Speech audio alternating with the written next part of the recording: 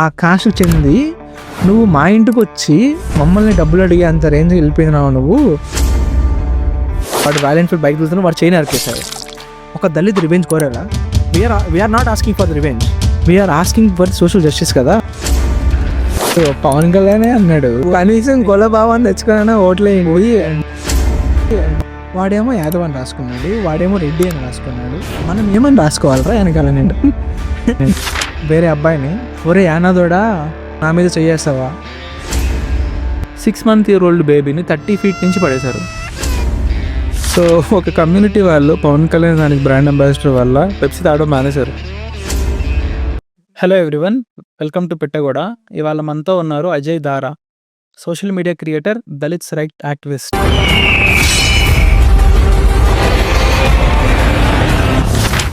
Hi bro. Hi bro. నిజంగా మీ age 22ఆ? యా బ్రో, కనిపిస్తుంది కదా. నేను చిన్నపిల్లలాగా ఏం కనిపించట్లేదా? అంటే లేదు, ఇప్పుడు 22 yearsకి ఎవరైనా అమ్మాయిలను మూవీస్ అనో, ట్రావెల్ అనో, లేకపోతే ప్యాషన్స్ బిల్డప్ చేసుకోవటం అనో ఇలా ఫోకస్ చేస్తారు. కానీ మీరేంటంటే కంప్లీట్గా డిఫరెంట్గా క్యాస్ట్ మీద కాంటెంట్ క్రియేట్ చేస్తున్నారు. ఎస్పెషల్లీ ఎక్కడైతే ఇంజస్టిస్ అని మీకు అనిపిస్తుందో ఓపెన్గా వాయిస్ అవుట్ చేస్తున్నారు. ఏం భయం లేకపోకుండా, ఏం హెజిటేషన్ లేకపోకుండా. What's your story? అసలు ఎందుకు ఈ ఫీల్డ్లోకి రావాలనిపించింది? ఎందుకు ఈ టాపిక్ మీద మీకు కంటెంట్ క్రియేట్ చేయాలనిపించింది? లైక్ ఎందుకు ఇట్లా చేయాలనిపించింది అంటే, it's not about fame or it's not about any recognition. నా పేరేదో బయటకు తెలియాలి, కనపడాలి, నాకు మంచి ఫేమ్ వచ్చేయాలి, దీనికోసం అట్లా ఏం కాదు బ్రో. లిటరలీ చెప్పాలంటే నేను ఈ కంటెంట్ క్రియేషన్ దీంట్లో చేయడానికి కారణం నా చుట్టుపక్కల జరిగిన కాన్సిక్వెన్సెస్ కానీ, సిచ్యువేషన్స్ కానీ, నేను ఫేస్ చేసిన కొన్ని సంఘటనలు కానీ, నా ఫ్రెండ్స్, నా ఫ్యామిలీ, నా surroundings, what ever it may be, politics, cost issues, ఏవైనా సరే ఇవన్నీ నన్ను ఇట్లా చేయడానికి. మీ లైఫ్లో జరిగినవి కానీ, లేకపోతే మీకు తెలిసి ఇలా జరిగింది అని తెలిసినవి కానీ, ఏమైనా 2 ఇన్సిడెంట్స్ మిమ్మల్ని బాగా ఇంపాక్ట్ చేసినవి ఏమైనా ఉంటే మాతో షేర్ చేసుకోగలరా? అట్లా అనుకుంటే let's go back to my school days bro. నేను 4th క్లాస్లో ఉన్నప్పుడు నేను 4th క్లాస్లో ఉన్నప్పుడు యూజువల్లీ మనందరికీ ఫ్రెండ్స్ ఉంటారు. అట్లా నాకు ఒక 4-5 ఫ్రెండ్స్ ఉన్నారు. అందరం కలిసి ఎగ్జామ్స్ అయిపోయినాయి. అప్పుడే ఎగ్జామ్ అయినాయి, 4th క్లాస్ ఎగ్జామ్స్ అయినాయి. ఎగ్జామ్స్ అయినాక క్రికెట్ ఆడడానికి గ్రౌండ్లోకి వెళ్ళాం, కాన్వెంట్ స్కూల్లో. అండ్ అక్కడ క్రికెట్ ఆడుకుంటూ మా ఫ్రెండ్స్ ఇద్దరి మధ్య గొడవలు జరిగినాయి. వాళ్ళిద్దరూ కొట్టుకున్నారు, తిట్టుకున్నారు. ఆడవరకు మంచిగానే ఉంది, మేమందరం ఆపినాం, అన్నీ బాగానే ఉన్నాయి. దెన్ అందులో ఒకడు వేరే అబ్బాయిని ఒరే యానాదోడా నువ్వు నా మీద చెయ్యేస్తావా, నువ్వు నన్ను కొడతావా, నీకు అంత ధైర్యమా అని చెప్పేసి వాడిని అన్నాడు. లైక్ అది లిటరల్లీ అదొక కాస్ట్లర్ అని కూడా నాకు తెలియదు అప్పుడు. అప్పుడు నేను బ్లాంక్ అవుట్ అయిపోయా. ఎందుకని వీడు ఇట్లా అన్నాడు, వీడిని ఈ పదం యూజ్ చేయడానికి కారణం ఏంటి అని చెప్పేసి నేను బ్లాంక్ అవుట్ అయిపోయా. నాకు లిటరల్లీ నాకు తెలియదు కదా, ఆ ఏజ్లో ఎవరికి తెలుస్తుంది బ్రో. ఇప్పుడు నువ్వు 4th క్లాస్ ఉన్నప్పుడు నీకు క్యాస్ట్ల గురించి తెలుసుండదు. నాకైతే తెలియదు 4th క్లాస్లో నేను ఉన్నప్పుడు. అట్లా అదొక ఇన్సిడెంట్. అంటే ఇది నేను కూడా అబ్జర్వ్ చేశాను అనమాట. మన సొసైటీలో కొంచెం అమ్మాయిల్ని ఎప్పుడైనా వాళ్ళని తిట్టాలనుకున్నప్పుడు కొన్నిసార్లు పాకి ముండా అనటం, లేకపోతే కొంచెం వాళ్ళు డిసార్గనైజ్డ్గా ఉంటే ఏంట్రా మాలా మాదిగోళ్ళలాగా చేస్తారు అని అనటం. కొన్ని కమ్యూనిటీస్ పేర్లని బూతులు చేసేసారు. ఇప్పుడు రేపొద్దున కమ్యూనిటీస్ నుంచి ఎవరైనా నిజంగా చదువుకుని పైకి వద్దామని అనుకున్నప్పుడు మీరేం కమ్యూనిటీ అని అడిగితే వాళ్ళు చెప్పుకోవడానికి సిగ్గుపడేలా చేసేసారు.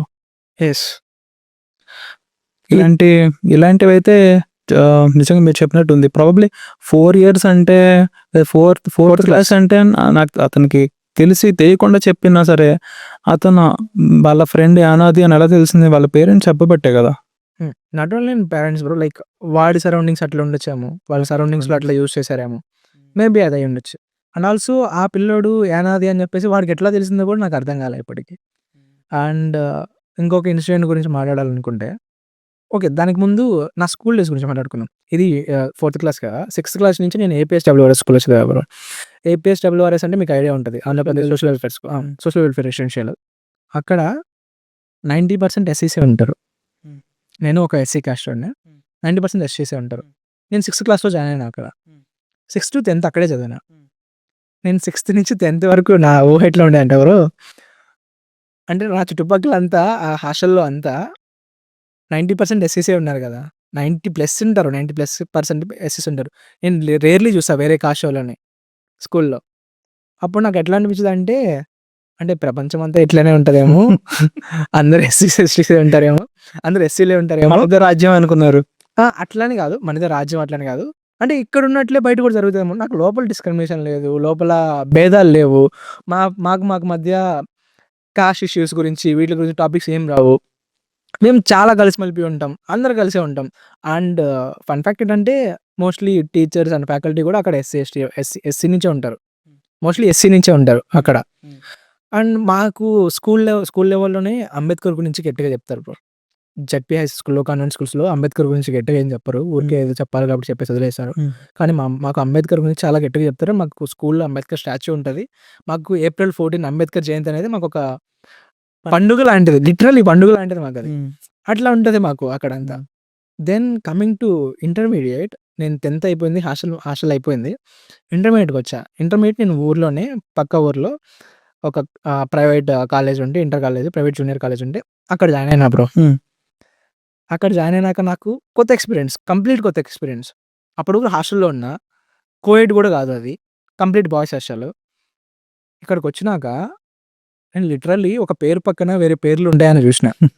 అంటే ఇప్పుడు నా పేరు అజయ్ కుమార్ బ్రో.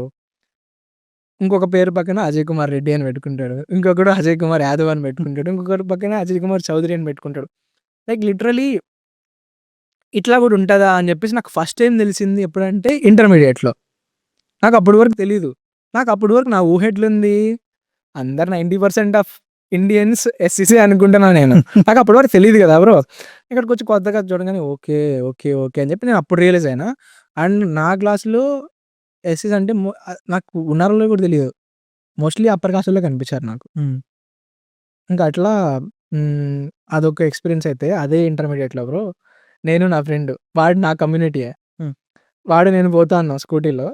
ఇది అసలు ఎంత ఫన్నీ అంటే, వాడు స్కూటీ డ్రైవ్ చేస్తున్నాడు బ్రో. నేను వెనకాల కూర్చోన్నా. ఇద్దరం పోతా ఉన్నాం. పోతూ ఉన్నప్పుడు ముందర ఒక 2 బైకులు పోతున్నాయి. ఆ 2 బైకులు, ఒక బైక్ ఏమో ఎనకాల యాదవ్ అని రాసుకుంది. ఇంకొక బైక్ ఎనకాల రెడ్డి అని రాసుకుంది. వీడు దాన్ని చూసి గమ్మునుండకుండా నన్నేం క్వెషన్ అడిగాడు తెలుసా? అజయ్‌గా వాడేమో యాదవ్ అని రాసుకున్నాడు. వాడేమో రెడ్డి అని రాసుకున్నాడు. మనం ఏమని రాసుకోవాలిరా ఎనకాల అన్నాడు. ఏమని రాసుకోవాలి? నాకు అప్పుడు కూడా ఆన్సర్ లేదు కదా! ఏమని రాసుకోవాలి? ఇంకా అట్లా అనుకోని అందరూ కలిపి రాసుకోరా అన్నారా? అట్లా అని కాదు. మేమిద్దరం ఇంకా నవ్వుకున్నాం బ్రో. లిటరల్లీ నవ్వుకొని ఇంకా అక్కడి నుంచి వెళ్ళిపోయాం. ఇట్లాంటివి అండ్ అది ఇంటర్మీడియేట్‌లోనే నేను ఇంటికెళ్ళేటప్పుడు నేను స్కూటీలో పోయి వచ్చేవాడిని కాలేజ్‌కి. ఇంటికెళ్ళేటప్పుడు దారిలో మా స్మాల్ టౌన్ ఒకటుంటది. స్మాల్ టౌన్‌లో మా ఇంటి పక్కన అత్తమ్మ. ఊర్లలో అందరిని బంధురికంతోనే పిలుచుకుంటాం కదా! బంధురికంతో పిలుచుకుంటాం. ఇంకా అత్తమ్మ అని పిలుస్తా. ఆమె కనబడింది. ఆమె వచ్చి ఇంకా ఆమె ఉండేసరికి నైట్ 7 అయితుంది అప్పుడు. ఇంకా నేనే తీసుకొని వచ్చేసా. ఇంకా ఇంటికెళ్ళి ఎట్లా వస్తున్నాను కదా అని చెప్పేసి ఆమెకి లిఫ్ట్ ఇచ్చా. లిఫ్ట్ ఇస్తున్నప్పుడు దారిలో ఇంకా 2 కిలోమీటర్స్ ఉంటది మా ఊరికి. అక్కడ ఆమె అజయ్ ఒక సెకండ్ ఆపువా, వాళ్ళు డబ్బులు ఇవ్వాలి అడిగేసి వస్తాను అన్నది. సరే అని చెప్పి ఆపిన.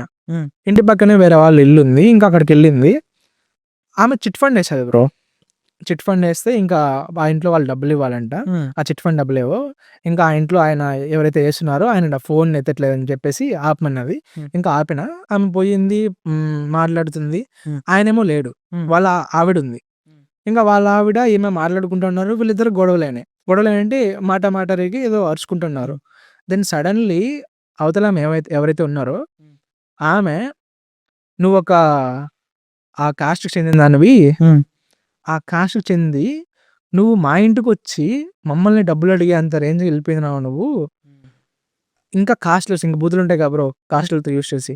నువ్వు మా ఇంటికి ఎట్లొస్తావు? మా ఇంటికొచ్చి ఎట్లా అడుగుతావు? నీకెంత ధైర్యము?"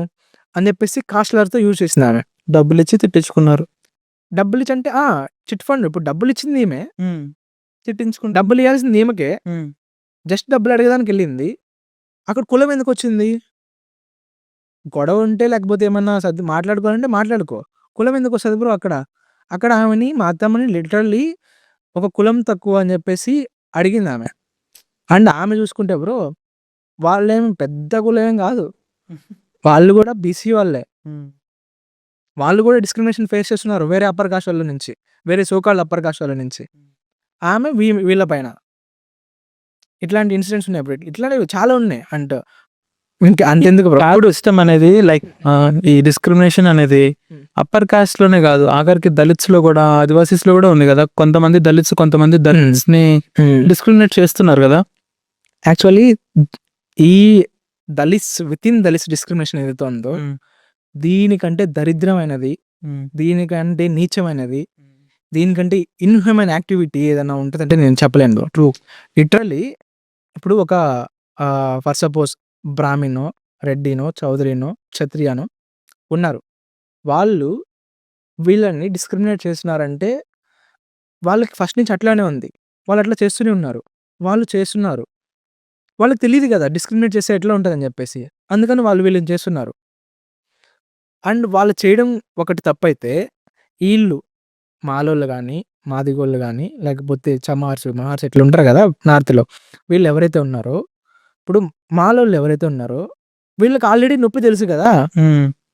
ఒక అప్పర్ కాస్ట్ వాడు, ఒక రెడ్డి గాడు వచ్చి వీడిని ఏమన్నా అంటే కులం తక్కువ ఎట్లా ఎట్లా అంటే వీడికి తెలుసు, వీడికి నొప్పిగా ఉంటుంది, వీడికి ఆ బాధ తెలుసు, ఒక కాస్ట్ డిస్క్రిమినేషన్ ఫేస్ చేస్తే వీడికి ఎంత పెయిన్ ఉంటుందని తెలుసు.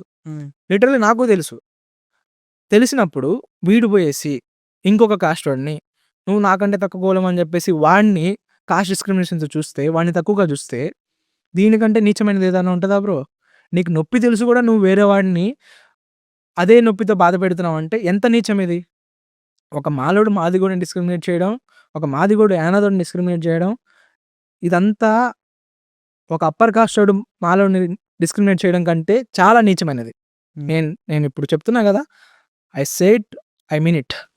నాకు అంటే ఫ్రాంక్గా అప్పుడప్పుడు దీని గురించి ఆలోచిస్తే అసలు మనం యాక్చువల్లీ మాట్లాడాల్సింది, మనం కన్విన్స్ చేయాల్సింది సో కాల్డ్ అప్పర్ కాస్ట్ వాళ్ళను, సో కాల్డ్ జనరల్ కేటగిరీస్ వాళ్ళని కాదు.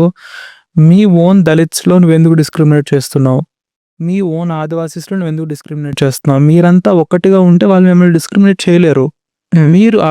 మీరు మీకంటే చిన్నగా ఉన్న వాళ్ళని అడ్వాంటేజ్ తీసుకుంటున్నారు కాబట్టి వాడు మిమ్మల్ని అడ్వాంటేజ్ తీసుకోగలుగుతున్నాడు అని నాకైతే చాలాసార్లు అనిపించింది. యాక్చువల్లీ బ్రో, అండ్ నేను ఈ మధ్య చాలా చూసాను సోషల్ మీడియాలో, ఒక రీల్ చూసాను బ్రో. చూసామంటే ఒక రీల్ చూసిన, అందులో ఒక బ్రాహ్మణ్ ప్రీస్ట్ ఆయన ఏమంటున్నాడంటే అంబేద్కర్ రైట్స్, దళిత యాక్టివిస్టులు ఎవరైతే ఉన్నారో, లేకపోతే యాక్టివిస్టులు ఎవరైతే ఉన్నారో వీళ్ళంతా బ్రాహ్మిన్స్ మీద హేటెడ్ని స్ప్రెడ్ చేస్తున్నారు. అండ్ ఆల్సో వీళ్ళకి బ్రాహ్మిన్స్ అంటే హేట్ ఎక్కువ, మేమంటే పడదు, ఈ టోన్లో చెప్తున్నాడు. ఎగ్జాక్ట్ నాకు వర్డ్స్ గుర్తులేవు, ఇట్లా చెప్తున్నాడు అనమాట.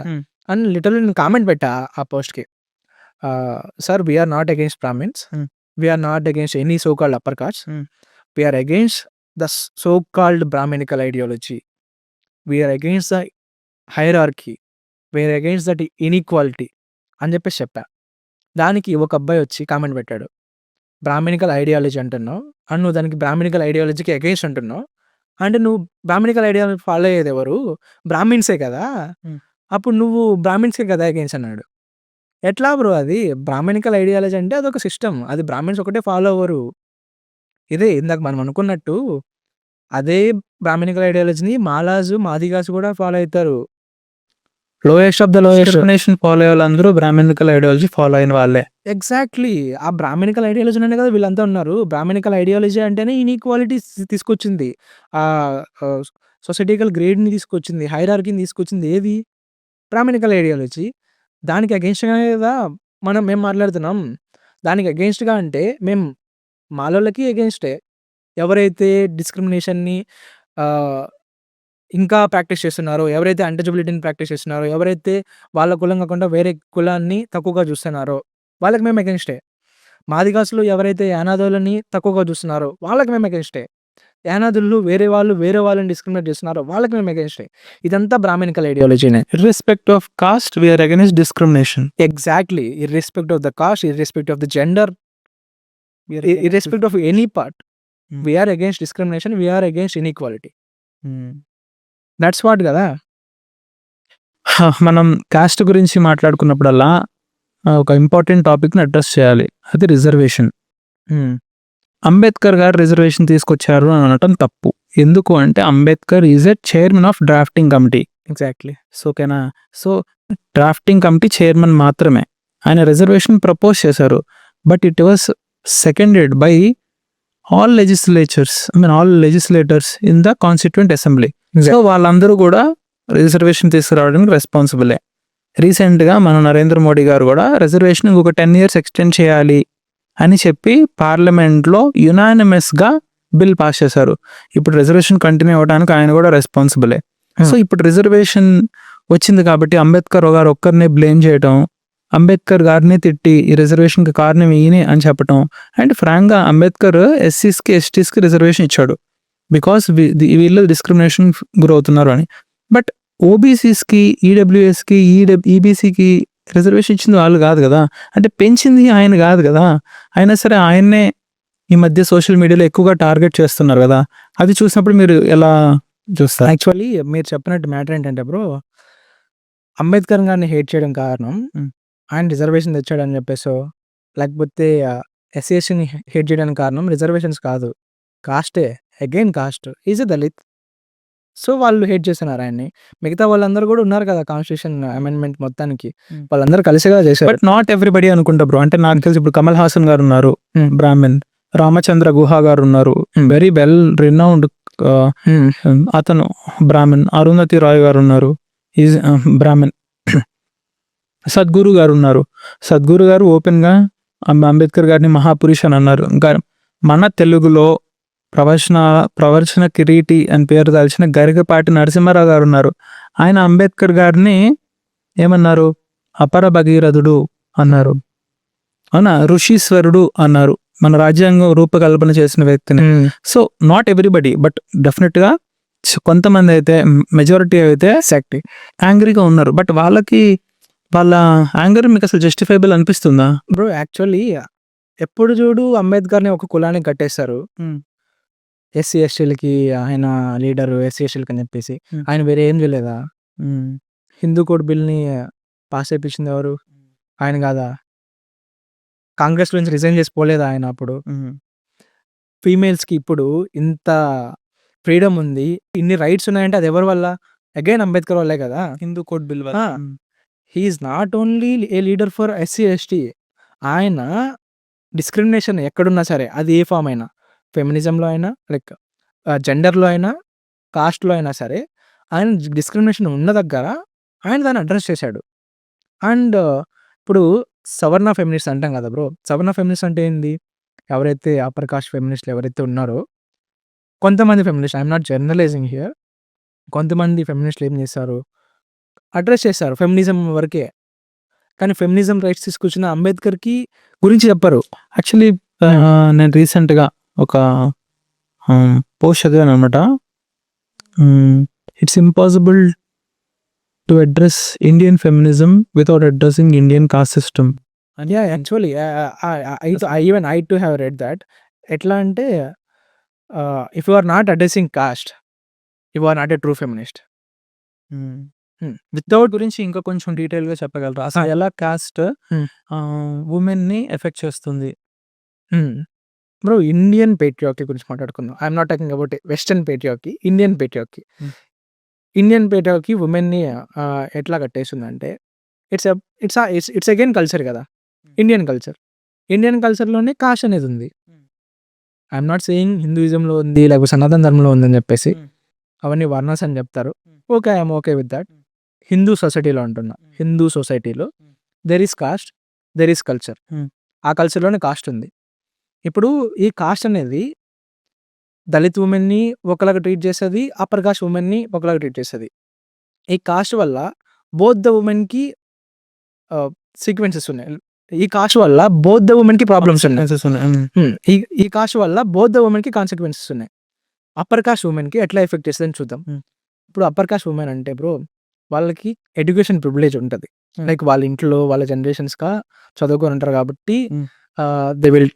ఇప్పుడు లేదు, అది ఇప్పుడు ఉంది, ఇంతకు ముందు లేదు కదా. వాళ్ళు కూడా దేవరాలు కదా. అవునవును, ఇంతకు ముందు లేదు. బట్ వాళ్ళకి ఆ ఎడ్యుకేషన్ ప్రివిలేజ్ ఉంటుంది, అండ్ వెల్త్ కానీ నాలెడ్జ్ కానీ ఆ ప్రివిలేజ్ ఉంటుంది. అండ్ బయట రెస్పెక్ట్ ఉంటది. హ్మ్. వాళ్ళకి బాగా కష్టమయ్యేది ఎక్కడంటే, వాళ్ళకి మొబిలిటీ ఉండదు. ఫ్రీడమ్ ఉండదు. చాలా స్ట్రిక్ట్ ఉంటది. వాళ్ళ ఫ్రెండ్ సర్కిల్, వాళ్ళ సర్కిల్‌లోనే జేసుకోవాలి. వాళ్ళ బంధువులనే జేసుకోవాలి. And going back to the old days, హ్మ్. చైల్డ్ మ్యారేజెస్, డౌరీ సిస్టమ్ ఇవన్నీ గూడా ఒక ఫార్మ్ ఆఫ్ కాస్ట్‌కి లింక్ అయ్యి ఉంటాయి. కొంచెం చైల్డ్ అంటే మ్యారేజెస్, డౌరీ కూడా చైల్డ్ మ్యారేజ్, డౌరీ కూడా కాస్ట్ సిస్టమ్‌కి లింక్ అయ్యి ఉంటాయని జెప్పి నేను అనుకుంటున్నా. ఎలా? ఎలా అంటే బ్రో, ఇప్పుడు ఒక 5 మంది అప్పర్ కాస్ట్ మెన్ ఉన్నారు బ్రో. ఒక విలేజ్‌లో ఒక 5 మంది అప్పర్ కాస్ట్ మెన్ ఉన్నారు. ఒక విలేజ్‌లోని గాదు. హ్మ్. ఫర్ ఎగ్జాంపుల్ చెప్తున్నా. హ్మ్. ఒక సర్కిల్ తీసుకుందాం. హ్మ్. ఒక ఒక ఏ రూమ్ తీసుకుందాం. హ్మ్. ఏ అనే ఒక రూమ్‌లో హ్మ్. 5 మంది అప్పర్ కాస్ట్ వుమెన్, హ్మ్. 5 మంది అప్పర్ కాస్ట్ మెన్ ఉన్నారు. హ్మ్. వాళ్ళిద్దరూ ఒకే జనరేషన్‌లో పుట్టారు. అంటే ఒక 2-5 ఇయర్స్ గ్యాప్‌లో పుట్టారు. ఓకే. ఓకేనా? హ్మ్. అక్కడ వుమెన్‌కి ఎట్లుంటదంటే they can't choose their partners. Okay. Family choose చేయాలి. కానీ మెన్‌కి కూడా ఫ్యామిలీ ఇన్వాల్వ్‌మెంట్ ఉంటది. హ్మ్. అట్ ద సేమ్ టైమ్ వాళ్ళకి కొంచెం ఫ్రీడమ్ ఉంటది కంపారేటివ్ టు వుమెన్. మెన్ ఏం చేశారు? ఎవరైతే వాళ్ళకి నచ్చిన వాళ్ళని చూస్ చేసుకునే అధికారం ఉంటది. Within cost also. ఓకే. వాళ్ళ కాస్ట్‌లో అయినా వాళ్ళు నచ్చిన వాళ్ళని చూస్ చేసుకునే వీళ్ళకి అవకాశం ఉంటది. ఆ ఫ్రీడమ్ ఉంటది. ఓకే. మెన్ చూస్ చేసుకోగలుగుతాడు. హ్మ్. అవసరమైతే వేరే కాస్ట్‌లో కూడా చేసుకుంటాడు. ఇంటర్ కాస్ట్ మ్యారేజ్ కూడా చేసుకుంటాడు men. Okay. Anulom, Pratiloma marriages ఉన్నాయి కాబట్టి. అనులోమ, ప్రతిలోమ. ఆ! హ్మ్. అనులోమ అంటే ప్రతిలోమ లేదు. ప్రతిలోమకి చాలా అపోజిషన్. యాహ్! యాహ్! హ్మ్. ప్రతిలోమకి అపోజిషన్ ఉంది. హ్మ్. ఇప్పుడు అనులోమ, ప్రతిలోమ అంటే అంటే మన వాళ్ళకి అర్థం అవ్వాలని హ్మ్. చెప్తున్నాను. అనులోమ మ్యారేజెస్ అంటే హ్మ్. ఒక high caste male marrying a low caste female. ప్రతిలోమ మ్యారేజెస్ అంటే low caste male marrying high caste female. First వెర్షన్‌ని వైడ్‌లీ యాక్సెప్ట్ చేసి ప్రొపగేట్ కూడా చేశారు.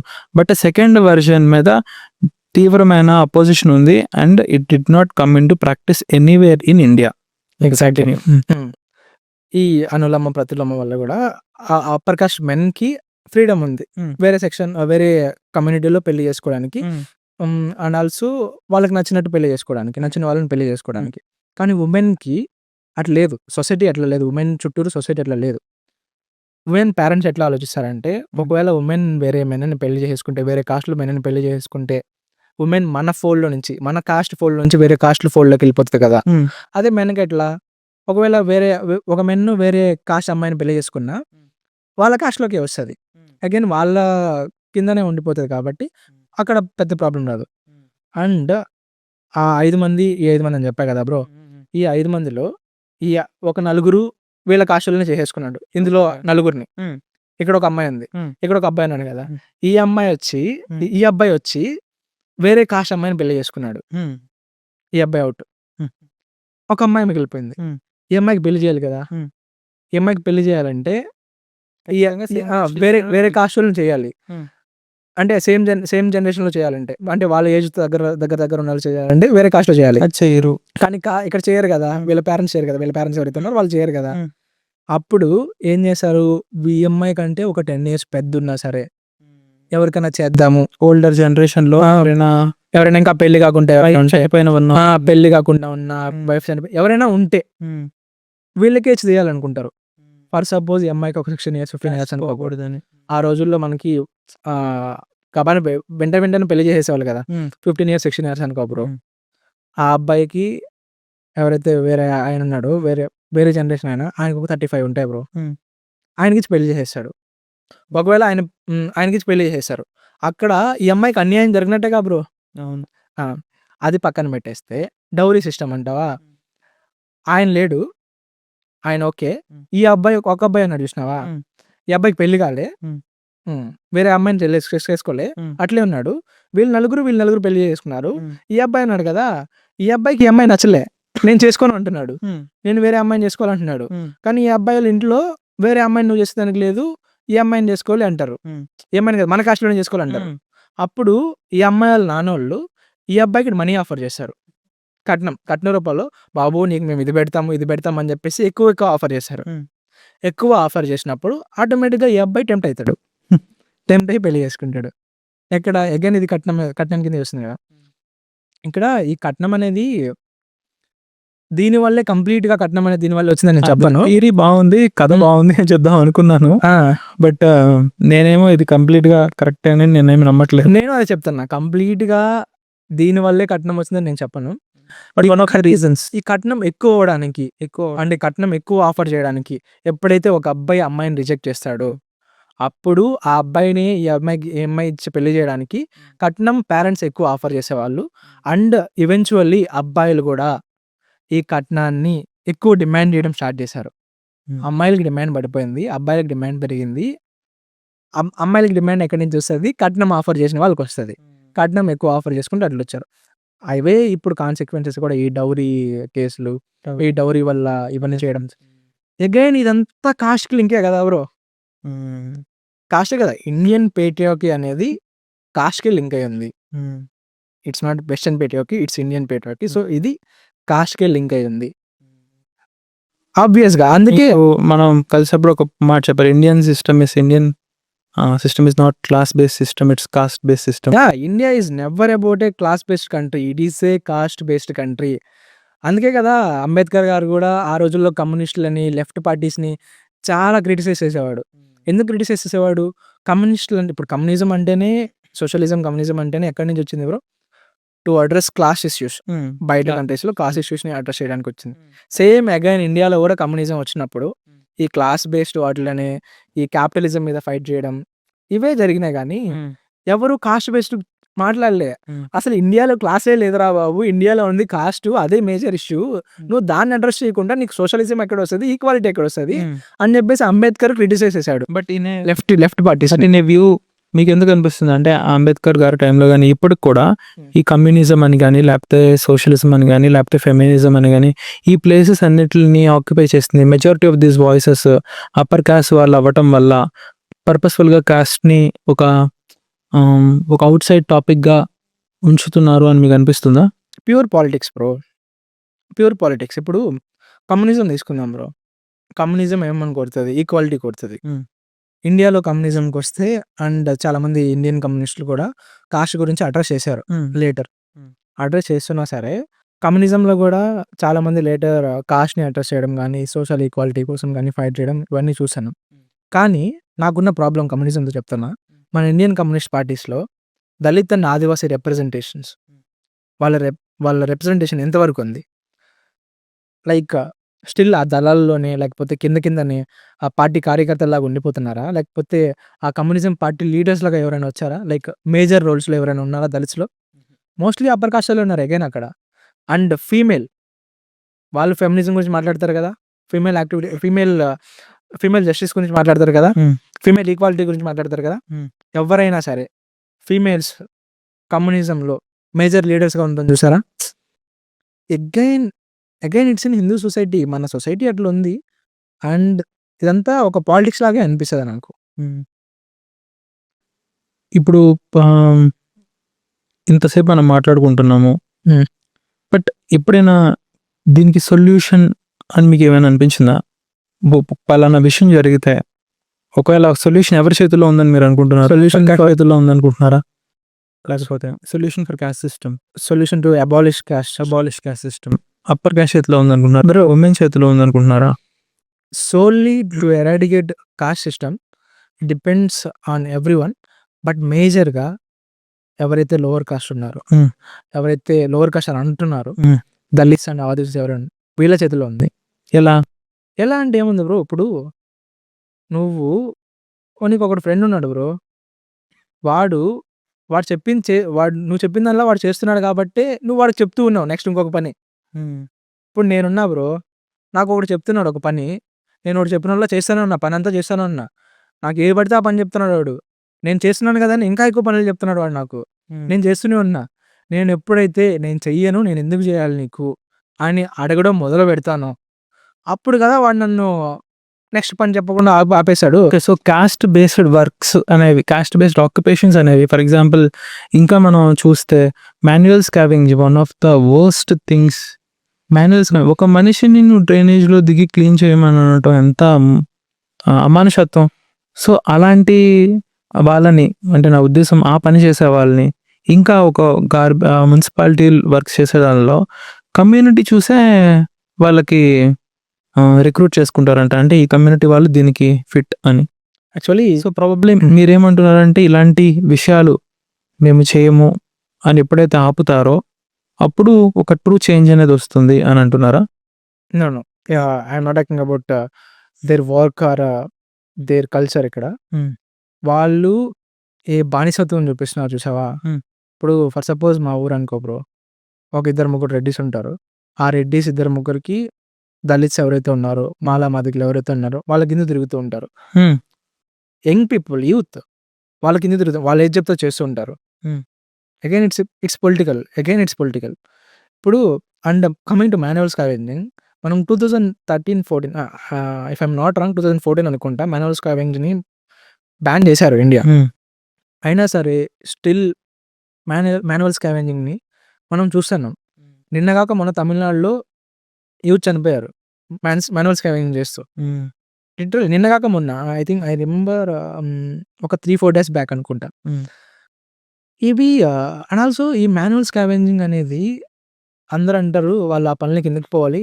కొంతమంది అంటారు వాళ్ళు ఆ పనులకి ఎవరు పొమ్మన్నారు. తెలుసు కదా! తప్పు కదా! అని చెప్పేసి. వాళ్ళ ఆక్యుపేషన్ అది అట్లా జనరేషనల్ ట్రామా వల్ల అట్లా అయిపోయింది. ఇప్పుడు నువ్వు చూసుకుంటే బ్రో లిటరల్లీ నువ్వెక్కడైనా ఒక బ్రాహ్మిన్ స్ట్రీట్‌లో గానీ, ఒక వైశ్య స్ట్రీట్‌లో గానీ, ఒక అప్పర్ కాస్ట్ స్ట్రీట్స్‌లో నువ్వెక్కడైనా స్కావెంజింగ్ వర్కర్స్ కావాలి, మున్సిపాలిటీ వర్కర్స్ కావాలని చెప్పేసి రిక్వైర్మెంట్ ఉండే పోస్టర్స్ చూసినావా? ఇవన్నీ ఎక్కడుంటాయి తెలుసా పోస్టర్సు? దళిత వాడల్లో, హ్మ్. ఎస్టీ కాలనీల్లో ఇక్కడే ఉంటాయి. లిటరల్ నేను ఇది సీరియస్‌గా చెప్తున్నా. నేను చూసా ఇది నేను. ఇక్కడే ఉంటాయి. అక్కడుండవు. అండ్ ఇది వాళ్ళకి జనరేషనల్ వర్క్ లాగా చేసేశారు. And I see many memes anti caste creators కొంతమంది పైన ఎవరైతే నార్త్‌లో యాంటీ కాస్ట్ క్రియేటర్స్ ఉన్నారో వాళ్ళ పైన మాఫింగ్ చేసి, టాయిలెట్ క్లీన్ చేస్తున్నట్టు ఇట్లా వీడియోస్ చూసా నేను. అంటే కొంతమంది టాక్సిక్ అప్పర్ కాస్ట్ పీపుల్‌కి ఆ ఫీలింగ్ అట్లానే ఉంది. అండ్ వాళ్ళు అట్లానే చూస్తున్నారు. లైక్ వీళ్ళంటేనే డ్రైనేజ్ క్లీన్ చేసేవాళ్ళు, స్కావెంజింగ్ చేసేవాళ్ళు, ఆహ్, లేకపోతే టాయిలెట్ క్లీన్ చేసేవాళ్ళు అని చెప్పేసి. అండ్ ఇదంతా మారాలంటే బ్రో మనం ఊడిగం వేయడం మానేయాలి. ఎవరైతే దళిత్స్ ఎవరైతే ఉన్నారో, ఎస్సీ, ఎస్టీలు ఎవరైతే ఉన్నారో వాళ్ళు అప్పర్ కాస్ట్‌లకి చెప్పిందల్లా తల ఊపడం మానేయాలి. మానేసి వీడి పని వీడు చూసుకోవాలి. అండ్ మోర్ ఓవర్ చదువుకోవాలి. ఫస్ట్‌లీ చదువుకోవాలి. Education is the key bro. Even Ambedkar said that. Educate, agitate, organise కదా! హ్మ్. అప్పుడే నువ్వు మారుతావు. నేను స్టిల్ చూస్తున్నా బ్రో చాలా మంది చదువుకోవట్లేదు బ్రో దళిత్స్‌లో. ఈవెన్ దో వాళ్ళ కాన్సిక్వెన్సెస్ వల్ల, వాళ్ళ ఫ్యామిలీ ప్రాబ్లమ్స్ వల్ల అంటే వాడు పోయి పని చేస్తేనే వాడికి ఇల్లు గడుస్తది. అలాంటి కేసెస్‌లో ఇప్పుడు మా ఊర్లోనే ఉన్నారు. నా బ్యాచ్ నాతో పాటు చదువుకున్న వాళ్ళు 10థ్ వరకు చదివేసి ఆపేసినోళ్ళు చాలామంది ఉన్నారు. లిటరల్లీ. మంచిగా చదివేవాళ్ళు కూడా 10థ్ వరకు బికాస్ ఇంట్లో ప్రాబ్లమ్స్ అలాంటివి. వాడు పని చేయకపోతే జరగదు ఇంట్లో. వాడు చదువుకుంటే ఇంట్లో జరగదు. పోయి పని చేయాలి. ఆ డబ్బులతో వాళ్ళు బతకాలి. ఇట్లా ఉన్నాయి కొన్ని కేసెస్. అందుకే మారట్లేదు. హ్మ్. అంటే నేను కూడా కొన్ని అబ్జర్వ్ చేశాననమాట. సో, సో ఏంటంటే ఎస్పెషల్లీ ఎస్సీ, ఎస్టీస్‌లో గానీ ఇంకా బీసీస్‌లో గూడా కొన్ని అట్టడుగు వర్గాల్లో గానీ వీళ్ళందరూ ఏంటంటే వీళ్ళలో ఒక ఇన్ఫీరియారిటీ కాంప్లెక్స్ వస్తుంది. ఒక వాళ్ళ కులం పేరు చెప్పుకునేటప్పుడు వేరే వాళ్ళు పలానా మాట అంటారేమో అని చెప్పి ఒక పర్సన్ ఆహ్, వచ్చి "అరే! నువ్వు పలానా కాస్ట్‌కి చెందినవాడివా" అని అన్నప్పుడు ఆటోమేటిక్‌గా వాడు ఒక లాగిపెట్టి ఆయన్ని కొట్టినట్టు అనిపిస్తది వాడికి. ఆ ఇన్ఫీరియారిటీ కాంప్లెక్స్ నుంచి వాడు టాకిల్ చేసుకోవడానికే చాలా టైం వాడి లైఫ్‌లో స్పెండ్ చేసేస్తున్నాడు. చాలా డిమోటివేట్ అయితారు బ్రో. ఇది ఈ ఏదైతే ఉందో ఈ డిస్క్రిమినేషన్ అనేది ఇండియాలో చాలా ఫార్మ్స్ ఆఫ్ డిస్క్రిమినేషన్ ఉంది. Gender discrimination, Islamophobia, cost discrimination, LGBTQ discrimination. Literally కొంతమందిని అవమానించడానికి ఇవి యూజ్ చేస్తారు తెలుసా? గే పదాలు గానీ, హిజ్రా అని జెప్పి, కొజ్జా అని జెప్పి ఇట్లా యూజ్ చేశారు. And also I have scene one video literally Congress leader ఒక ఆయనకి బీజేపీ లీడర్సో, కార్యకర్తో నాకు తెలీదు. ఆయనకి బీజేపీ లీడర్సు ఆయనని తక్కువగా చూడ్డానికి శారీ కట్టారు. అంటే ఇండియన్ కల్చర్‌లో ఉన్న శారీ మొన్నటి వరకు నవరాత్రులు జరుపుకున్నాం మనము. ఆమెను అంత గౌరవించే మన కల్చర్‌లో ఆ శారీ ఆయన కడితే ఆయన అపవిత్రం అయితాడా? ఆయన తక్కువ అవుతాడా? అంటే ఆయన శారీని కట్టి ఆయనని వాళ్ళేం చేశారు? అవమానించినట్టు. ఇప్పుడు ఇది అది అవమానం ఎట్లయితది చెప్పు? అంటే ఇది బీజేపీ, కాంగ్రెస్ అని కాదు. బట్ ఒక గ్రూప్ ఆఫ్ మెన్ ఒక అబ్బాయిని అవమానించడానికి శారీ కట్టడం అవమానం ఎట్లా అవుతది? అట్లా అంటున్నారు. అంటే ఒక అమ్మాయిగా పుట్టడం అవమానమా ఈ కంట్రీలో? అంటే వాళ్ళు ప్రూవ్ చేసింది అదే కదా! అమ్మాయిగా ఉంటే అవమానం అని చెప్పేసి వాళ్ళు చెప్పారు లిటరల్లీ. అట్లా బ్రో ఈ డిస్క్రిమినేషన్ అనేది చాలా ఫార్మ్స్‌లో ఉంది. దాంట్లో వన్ ఆఫ్ ది మేజర్ ఇండియాలో జరుగుతుంది కాస్ట్ డిస్క్రిమినేషన్. ఈ ఇన్ఫీరియారిటీ కాంప్లెక్స్ అంటారా? ఈ సుపీరియారిటీ కాంప్లెక్స్ ఎట్ల నుంచి వచ్చిందనుకున్నావు? ఎక్కడి నుంచి? I have seen a quote అనమాట. ఎట్లా అంటే superiority complex is born out of inferiority complex అని చెప్పేసి. ఓకే. అంటే ఈ భయంతో కూడిన గర్వం, ఈ సుపీరియారిటీ ఏదైతే ఉందో హ్మ్. అది ఇన్ఫీరియారిటీ కాంప్లెక్స్‌లో నుంచి బయటకు వచ్చిందనమాట. ఎక్కడ మనం వాడికి తక్కువైపోతామో, వాడికంటే తక్కువైపోతామో, లేకపోతే ఎక్కడ వాడు మనకంటే పైకెళ్ళిపోతాడో అన్న భయంతో ఈ సుపీరియారిటీ కాంప్లెక్స్‌ని తెచ్చేసుకొని వీడే పెద్దయిపోయేసి వీడు పక్కనోళ్ళని తొక్కేస్తా ఉంటాడు. ఎక్కడ వీడు పైకొచ్చేస్తే వీడు తగ్గిపోతాడో అని భయం ఉంటది చూసినావా? అది ఇన్ఫీరియారిటీ కాంప్లెక్స్. ఆ ఇన్ఫీరియారిటీ కాంప్లెక్స్‌ని వాడు దాటుకోవడానికి సుపీరియారిటీ కాంప్లెక్స్ తెచ్చుకున్నాడు. నేను ఈ లైన్ చదివినా ఎక్కడో నాకు చాలా మంచిగా నచ్చింది. Inferiority complex born out of superiority complex born out of inferiority complex అని. Okay. Coming back to reservation అనమాట. హ్మ్. సో, మీకేమనిపిస్తుంది? నిజంగానే అప్పర్ క్యాస్ట్ వాళ్ళకి అన్యాయం జరుగుతుందా? ఎట్ ద సేమ్ టైమ్ దళిత్స్‌లో కూడా చాలా మంది ప్రివిలేజ్డ్ ఉన్నారు. చాలా మందికి ఇప్పుడు రిచ్ అయ్యారు. చాలా మందికి పొలిటికల్ అఫిలియేషన్స్ ఉన్నాయి. ఇప్పుడు వాళ్ళకి కూడా రిజర్వేషన్ నిజంగా అవసరమా? దానిలో దళిత్స్‌లోనే చాలా మంది పూర్ పీపుల్ ఉన్నారు. చాలా అబ్యూస్‌కి గురైన వాళ్ళు ఉన్నారు. వాళ్ళకి రిజర్వేషన్స్ ఇస్తే వాళ్ళు బాగుపడతారు కదా! So, do you think this is right time to implement creamy layer in schedule caste and schedule tribes? To be honest నేను ఇంతకుముందు చెప్పినట్టు India is never A class based country. India is a cost based country. Reservation అనేది social injustice ఏదైతే ఉందో దాన్ని పోగొట్టడానికి పెట్టింది. వాడు పూరు, వాడు హైయెస్ట్, వాడికి డబ్బులున్నాయి, వాడికి డబ్బులు లేవని కాదు. కదా బ్రో! రిజర్వేషన్ వచ్చింది ఎందుకు? దీనికోసమే. కాస్ట్ వల్ల వచ్చింది. వాడికి ఇప్పుడు డబ్బులొచ్చినాయి. ఇప్పుడు 'రామ్‌నాథ్ కోవింద్' గారున్నారు. 2018లో 'రామ్‌నాథ్ కోవింద్' గారున్నారు. President ex president. 2018లో he went to Jagannath temple. ఒరిస్సాలో ఉన్న Jagannath temple. He went to Jagannath temple ఒడిస్సాలోనండి. ఆయన అక్కడికి ఎలో చేయలే bro. He is a first person of India. He is a first human of India గదా! ప్రెసిడెంట్ అంటే మనకి. అవును. ఆయన అధికారం లేనిదే ప్రైమ్ మినిస్టర్ గూడా ఆయన ఆయన ఆయన హ్మ్. సైన్ కావాలి. Pass out exactly. ఆయన ఆయన ఆయన అనుమతి లేనిదే ప్రైమ్ మినిస్టర్ కూడా రాడు. ప్రైమ్ మినిస్టర్ కూడా అవ్వలేడు. ఎవరైనా ప్రైమ్ మినిస్టర్ అవ్వాలన్నా సరే. అలాంటి ఆయన్ని ఒక టెంపుల్‌లోకి ఎలో చేయలే 2018లో. ఆయనకి అంత ప్రివిలేజ్ వచ్చింది గదా! Literally bro. లిటరల్లీ జరిగిందిది. ఆయనకి అంత ప్రివిలేజ్ ఉండి, ఆయన ఒక ప్రెసిడెంట్ అయినా కూడా ఆయనకి ఆ టెంపుల్‌లోకి ఎలో చేయలేదు. అక్కడ లేదా సోషల్ డిస్క్రిమినేషను? డిస్క్రిమినేషన్ ఉంది గదా! ఉంది. అంటారు. దీనికోసం ప్రొటెక్టివ్ లాస్ ఉన్నాయి గదా! ఎందుకని జెప్పేసి ఎడ్యుకేషన్ ఈస్ డిఫరెంట్ గదా! అని జెప్పేసి. Education is different again. ఈ ఎడ్యుకేషన్ ఈస్ డిఫరెంట్ కాబట్టి ఇక్కడ మ్యాటర్ ఏంటంటే ఒక బ్రాహ్మిన్ ఉన్నాడు బ్రో. బ్రాహ్మిన్ చిన్న పిల్లోడు బ్రాహ్మిన్‌లో పుట్టాడు. He is going to school అనమాట. ఒక దళిత్ అబ్బాయి ఉన్నాడు. వాడు పుట్టాడు. వాడు స్కూల్‌కెళ్తున్నాడు. ఇద్దరు సెవెంత్ క్లాస్‌లో ఉన్నారు. ఒక బ్రాహ్మిన్‌కి వాళ్ళ ఫ్యామిలీ జనరేషన్స్‌గా వాళ్ళ స్కాలర్స్ ఉంటారు. ట్రూ. ఉంటారు గదా! అదే వాళ్ళ ఫ్యామిలీలో they are well known for education. హ్మ్. బ్రాహ్మిన్స్ అంటే ఎప్పటినుంచో. వాళ్ళ తలలు పెద్దగుంటాయని జెప్పేసి వాళ్ళకి నాలెడ్జ్ ఉంటదని ఈ మిత్స్ అన్ని మనం చూస్తున్నాం గదా! They are well known for education. ఆ! వాళ్ళు ఆటోమేటిక్‌గా ఆ ఎడ్యుకేషన్ అనేది వీళ్ళకి పాస్ చేస్తారు. ఆ ప్రివిలేజ్‌తో గానీ, వాళ్ళకున్న నాలెడ్జ్‌ని ఇతనికి షేర్ చేయడం గానీ, they guide him in a way that he will success అని. అదే దళిత్ ఉన్నాడు. ఈ సెవెంత్ క్లాస్ పిల్లోడు. వీళ్ళ ఫ్యామిలీలో he is the first person. He is the first person in his entire generation. వీడే ఫస్ట్ పర్సన్. ఈ జనరేషనే వాడు. వాళ్ళు ముందు జనరేషన్స్ ఎవరు చదువుకోలే. వీడే చదువుకుంటున్నాడు. ఇప్పుడు వీడికి గైడ్ చేసేవాళ్ళు వీళ్ళ పేరెంట్స్ గైడ్ చేస్తారా? వీళ్ళ పేరెంట్స్ మొద్దులు. వీళ్ళ పేరెంట్స్‌కి ఎడ్యుకేషన్ మీద నిల్ నాలెడ్జ్. వాళ్ళ పేరెంట్స్‌కి ఎడ్యుకేషన్ మీద నిల్ నాలెడ్జ్. వీడే వీడిని గైడ్ చేసుకొనెళ్ళాలి. అండ్ వీడికి అడుగడుగునా సోషల్ డిస్క్రిమినేషన్ ఉంటది. నువ్వు అది, నువ్వు ఇది, నువ్వు అది అని చెప్పేసి.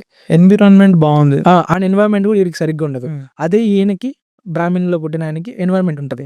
ఆబ్వియస్గా ఈయనకి ఏ ట్యాకిల్స్ ఏ డిస్ట్రాక్షన్స్ ఉండవు కాబట్టి he has the grasping power. అంటే బ్రాహ్మిన్స్కి నాలెడ్జ్ ఉంటుంది, అడ్వాంటేజ్. బ్రాహ్మిన్స్కి ఉంటుంది ఉండదు అని చెప్పేసి మనం అనుకోవాల్సిన లేదు.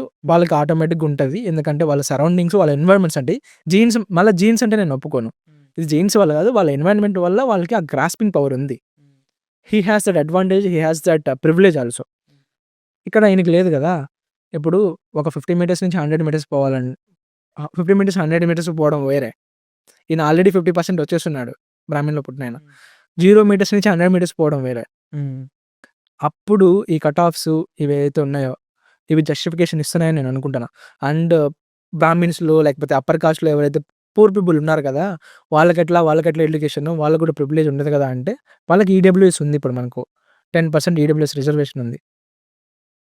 సో తప్పు కదా. మనం ఇప్పుడు అడిగిన ప్రతి కమ్యూనిటీకి మనం రిజర్వేషన్ ఇచ్చుకుంటా వెళ్తే రియల్గా బాగా కష్టపడి బాగా చదివిన వాడికి అన్యాయం జరుగుతున్నట్టే కదా. ఇప్పుడు ఓసీలోనే చాలా మంది పూర్ పీపుల్ ఉన్నారు, బ్రాహ్మిన్స్ కానీ లేకపోతే ఇదేనా. ఇప్పుడు ఒక బ్రాహ్మణ్ ఓసీలో ఒక పూర్ బ్రాహ్మణ్ ఒక రిచ్ బ్రాహ్మణ్తో డెఫినెట్గా కంపీట్ చేయాలి ఓసీ కోటాలో. అప్పుడు ఒక రిచ్ బ్రాహ్మణ్ దగ్గర ఉన్న రిసోర్సెస్ యూజ్ చేసుకుని కానీ he has a good advantage. Okay, అంటే మనం ప్యూర్గా మెమరీ పవర్, బ్రెయిన్ పవర్ గురించే కాకపోకుండా all these also come in to play కదా.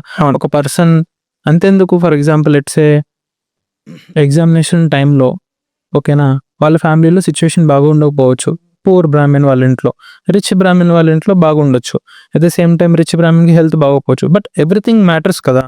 సో మరి ఇప్పుడు బాగా ఒక పూర్ బ్రాహ్మణ్ కానీ, పూర్ రెడ్డి కానీ, పూర్ నాయుడు కానీ, వాళ్ళు కూడా మనతో పాటు కంపీట్ చేసి ఒక జాబ్ తెచ్చుకోవాలి అంటే మరి దే ఆర్ ఎట్ లాస్ కదా. అది ఎలా, ఎంతవరకు మనం జస్టిఫై చేస్తాం? ఆబ్వియస్లీ వాళ్ళకి కాన్సిక్వెన్సెస్ ఉంటాయి బ్రో, వాళ్ళకి కష్టాలు ఉండవని చెప్పి నేను చెప్పట్లేదు.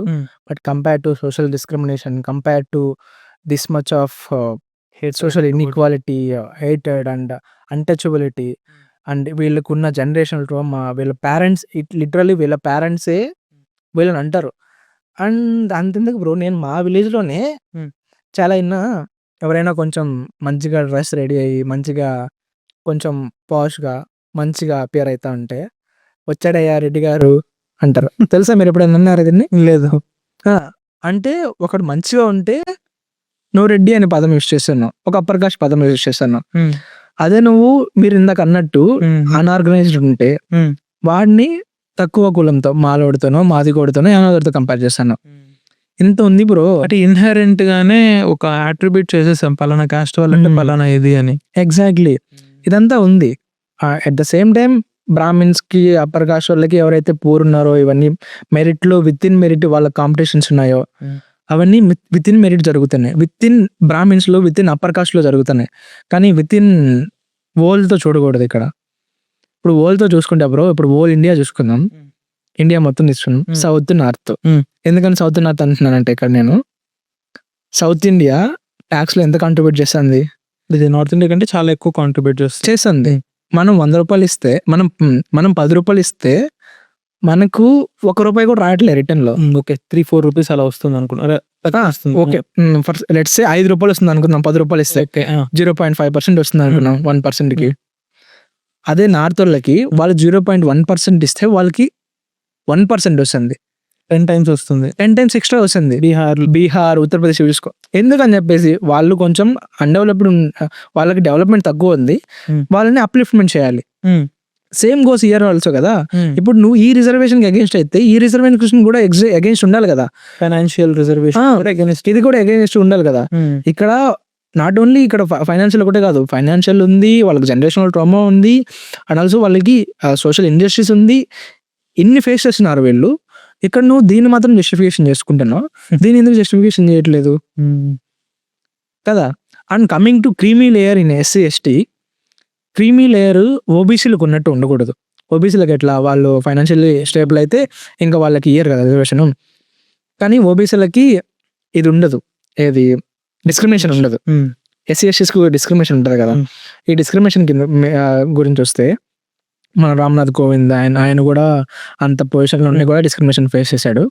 ఇట్లా వీళ్ళకి ఎట్లా చేయాలంటే వితిన్ ఎస్సీ, ఎస్టీలోనే వితిన్ ఎస్సీ, ఎస్టీలో ఇప్పుడు ఇద్దరున్నారు బ్రో.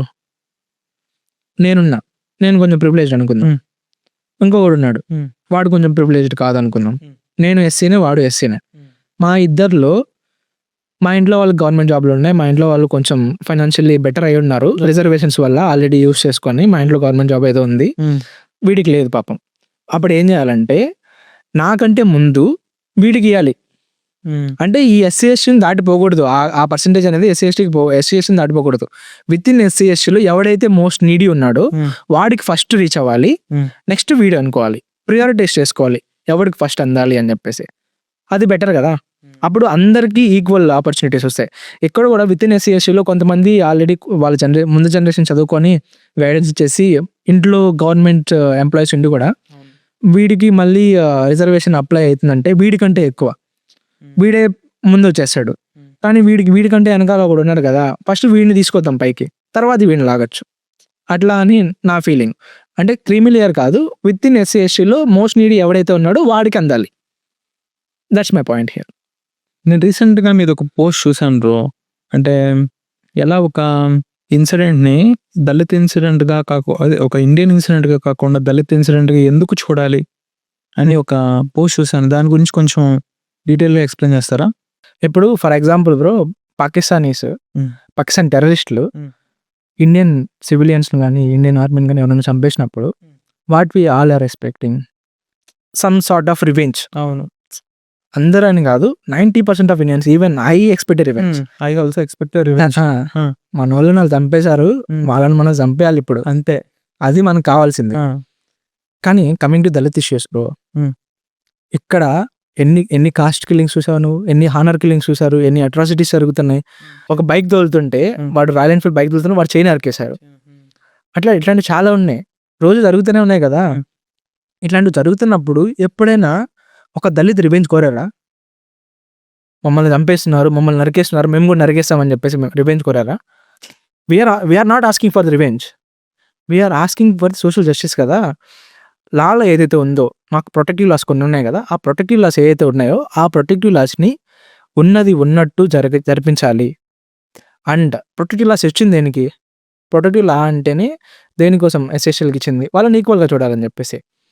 ఈక్వల్గా చూడకుండా డిస్క్రిమినేట్ చేస్తున్నారంటే అది తప్పే కదా, అది జస్టిస్ కాదు కదా. ఇండియన్ లా ప్రకారం కానీ హ్యుమానిటీ బేస్ పరంగా కానీ దట్స్ నాట్ కరెక్ట్. వాళ్ళు తప్పు చేస్తున్నట్టే, దానికి అగెన్స్ట్గా చేస్తున్నప్పుడు వాడు తప్పు చేస్తున్నట్టే. మేమేమని కోరుతున్నాం, అందరిని ఈక్వల్గా చూడాలి, సోషల్ జస్టిస్ కావాలి. ఒకవేళ ఎవరైనా ఇట్లాంటి తప్పులు చేస్తే మా ప్రొటెక్టివ్ లాస్ ఏవైతే చెప్తున్నాయో దాని ప్రకారం అందరికీ శిక్ష పడాలి అనే కోరుతున్నాం. We are not expecting for revenge కదా. ఇక్కడ న్యాయం కోసం అడుగునా తప్పే అంటున్నారు. ఎగ్జాక్ట్లీ. మేము ఇప్పుడు ఇట్లా దళిత్ ఇష్యూగా ఫేస్ చేసి మాకు న్యాయం కావాలని చెప్పేసి మా దళితులపైన జరిగిందంటే విక్టిమ్ కార్డ్ అంటున్నారు. విక్టిమ్ కార్డ్ ప్లే చేసి మేమేమన్నా వాళ్ళ ఆస్తులు కోరుతున్నామా, లేకపోతే మేమేమన్నా వాళ్ళని చంపేయాలంటున్నామా, ఏమన్నా చేయాలంటున్నామా? We're giving the awareness about the situation and we're asking for the social justice. సరే బ్రో, ఇప్పుడు మీరైతే చదువుకున్నారు, మీరు వచ్చి వాయిస్ రేస్ చేస్తున్నారు. కానీ కొన్ని లక్షల మంది, దాదాపుగా నాకు తెలిసి ఆంధ్రప్రదేశ్లో 2 కోట్ల మంది దాకా దళితులు, ఆదివాసులు ఉన్నారు. కానీ ఎవరు అసలు మెయిన్ స్ట్రీమ్ మీడియా ముందుకు వచ్చి కానీ, ఒక పబ్లిక్ ప్లాట్ఫామ్ మీద కానీ, ఒక సోషల్ మీడియా ప్లాట్ఫామ్ మీద కానీ అసలు ఎవరు వాయిస్ రేస్ చేయట్లేదు. ఒకవేళ డూ యూ థింక్ ఎక్కువ మంది వాయిస్ రేస్ చేస్తే ఏమైనా సిచ్యువేషన్ మారే ఛాన్స్ ఉంది అని మీకు అనిపిస్తుందా? ఆబ్వియస్గా బ్రో, ఆబ్వియస్గా మారుతుంది. ఎందుకు మారుతుందంటే, ఇప్పుడు మెయిన్ స్ట్రీమ్ మీడియాస్ ఏవి దళిత్ ఇష్యూస్ గురించి, ఆదివాసీ ఇష్యూస్ గురించి అసలు కవర్ చేయరు బ్రో, లిటరలీ కవర్ చేయరు. అండ్ రీసెంట్గా జరిగిన కైగ్లూర్ ఇష్యూ తీసుకుంటే మెయిన్ స్ట్రీమ్ మీడియా ఎవరైనా కవర్ చేసినారా?